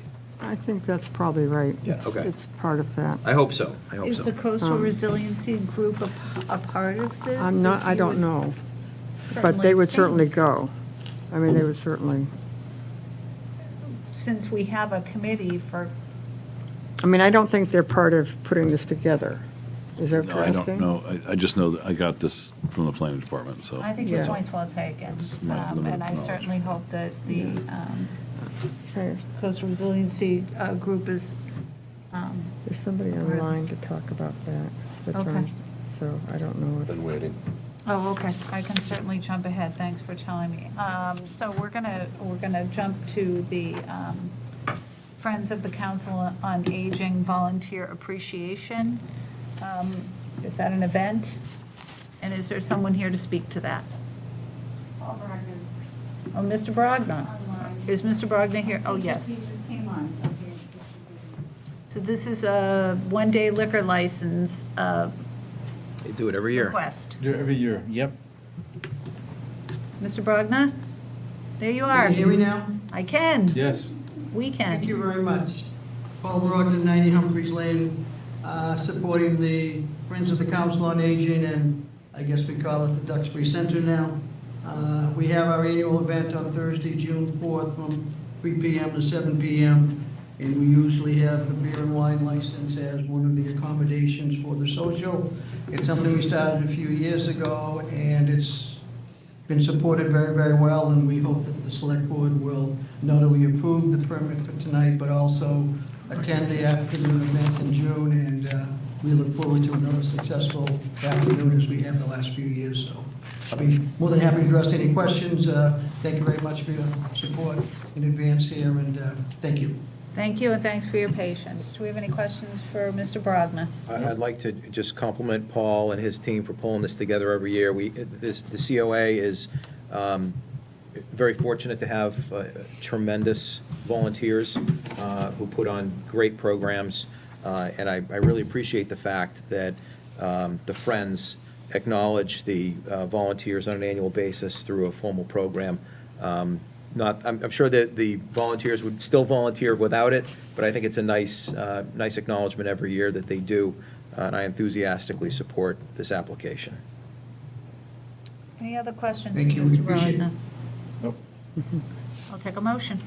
Okay, I move that Mr. Paul Brogna, as a representative of the Friends of the Duxbury Council on Aging, is granted a one-day wine and malt license to hold a volunteer appreciation event on Thursday, June 4th, 2026, at the Center, formerly known as the Duxbury Senior Center, Ellison Room, at 10 Mayflower Street, from 3 p.m. to 7 p.m., contingent upon the conditions of the license. Second. Any discussion? All those in favor? Aye. Opposed, abstentions. Thanks, Paul. Thank you, Paul. Thank you very much. Have a great night. Stay in touch. Appreciate it. Thank you. Thanks, Paul. I think our last one-day liquor license is for the Duxbury Music Festival Spring Preview Concert. Is there anyone here to speak to that? Hearing none and seeing that there were no issues, could I have a motion? I move that Ms. Abigail McDonald, as a representative of the South Shore Conservatory, is granted a one-day wine and malt license for the Duxbury Music Festival Spring Preview Concert to be held at the South Shore Conservatory, Ellison Center for the Arts, 64 St. George Street, on Sunday, April 25th, 2026, from 4 p.m. to 8:30 p.m. Contingent, it's getting late, contingent upon the conditions of the license. Second. Any discussion? All those in favor? Aye. Opposed, abstentions. Okay, I don't think we have any minutes this evening. Appointments. Oh, we have we one. skipped Back on to this. seven. Skipped over. Committee, That was thank my you. fault. Committee appointments. Let's see. I move that the Duxbury Selectboard appoints the following to the Duxbury Bay Management Commission, all terms to expire June 30th, 2029. That Peter Quigley, Mackenzie Thompson, and Dax Gunther. Second. Any discussion? All those in favor? Aye. Opposed, abstentions. And I would like to thank all three of them for stepping forward. the following boards and committees have available seats. The Design Review Board has 1 seat as an alternate. The Economic Advisory Committee, 1 seat. Municipal Commission on Disabilities, 3 seats. Nuclear Advisory Committee, 1 seat, and the Taxation Aid Committee, 3 seats. The 4th of July Committee is also looking for members. If anyone is interested in volunteering on a board or committee, you are encouraged to fill out a talent bank form, which can be found on the town's website under the Forms and Documents tab. I believe that Taxation Aid Committee was formed last year when we were trying to do the override then. Yeah. And so that is another potential avenue for tax relief. Great point. But it looks like they need more people on it to make it a viable. I think they need funds, too. Right. They do. I don't think there's anything. Right. That comes from, yeah, Yeah, Yeah. From volunteers. it's a voluntary tax. Donations. the voluntary tax. Donations, but nobody's Yeah, volunteered you to kind of kick it off. right? round up or something. Right. You Right, can but if they pay have 3 extra. more people on the committee, maybe they could get going. Yeah. If people are interested in working on tax relief. I think we have a bonus shellfish. Oh, Yay! This is the I'm test, Cindy. so excited. I move that the Select Board declares a temporary bonus shellfish season for, 1, the commercial harvesting of soft shell clams for the month of April in accordance with the attached regulations, and the commercial harvesting of quahog clams for the month of April in accordance with the attached regulations. Just Well off my done. tongue, That Fernando, that quahog's quahog. So It natural. took me a year Give to me a learn how fist to bump say for that. it. That was Before that was fantastic. so Can I get a second? Second. Any discussion? All those in favor? Aye. Opposed, abstentions. Well done, Cool. Cindy. Well done, Sydney. Yeah. Some announcements. Announcements, sounds good. Announcements, beach and transfer station stickers for the 2026 season, valid April 1, 2026 to March 31st, 2027, are available to purchase. Stickers are available to purchase online through City Hall systems, by mail drop-off, or in person at the Treasurer Collector's counter in Town's Hall. Dog license late fees start April 1st for all unlicensed dogs, so you've got tomorrow to get in there. A late fee of $25 per dog, in addition to the regular license fee, will be assessed starting April 1st, which is Wednesday. Note, late fees do not apply to new residents or newly acquired dogs. Please see the town clerk's webpage or visit the town clerk's office for more information. The next Select Board meeting is scheduled for Friday, April 3rd, 2026 at 9 a.m., Zoom only. And the next regularly scheduled meeting is Monday, April 13th, 2026 at 6:30 in the Mural Room. Can we just share the purpose of that Friday morning meeting, in case anybody's interested in coming? Yes, I don't remember. I believe it's I won't be able to to do with attend. the AAA bond rating, and is it necessary for us to take a vote that day plus the meeting? Yeah, it's an administrative meeting on, was it bond? Bands. Bands. Yes, Bond anticipation notes. Yeah. So if anybody's interested, but I don't want anybody thinking that, why are they Oh. having a Yeah, Friday it's morning no, meeting? it's no secret Good. meeting. Yeah. Okay, good point, Brian. It's about the bond Do we have rating. enough people that can attend? Yeah. Okay. We are open and transparent, aren't we? We are. We are open and transparent, always. Open and transparent. Any other discussion, anything else? I'll take a motion to adjourn. So moved. Oops, sorry. Second. All those in favor? Aye. Yeah, you gotta bang this. Bang, bang. Good job. Hey.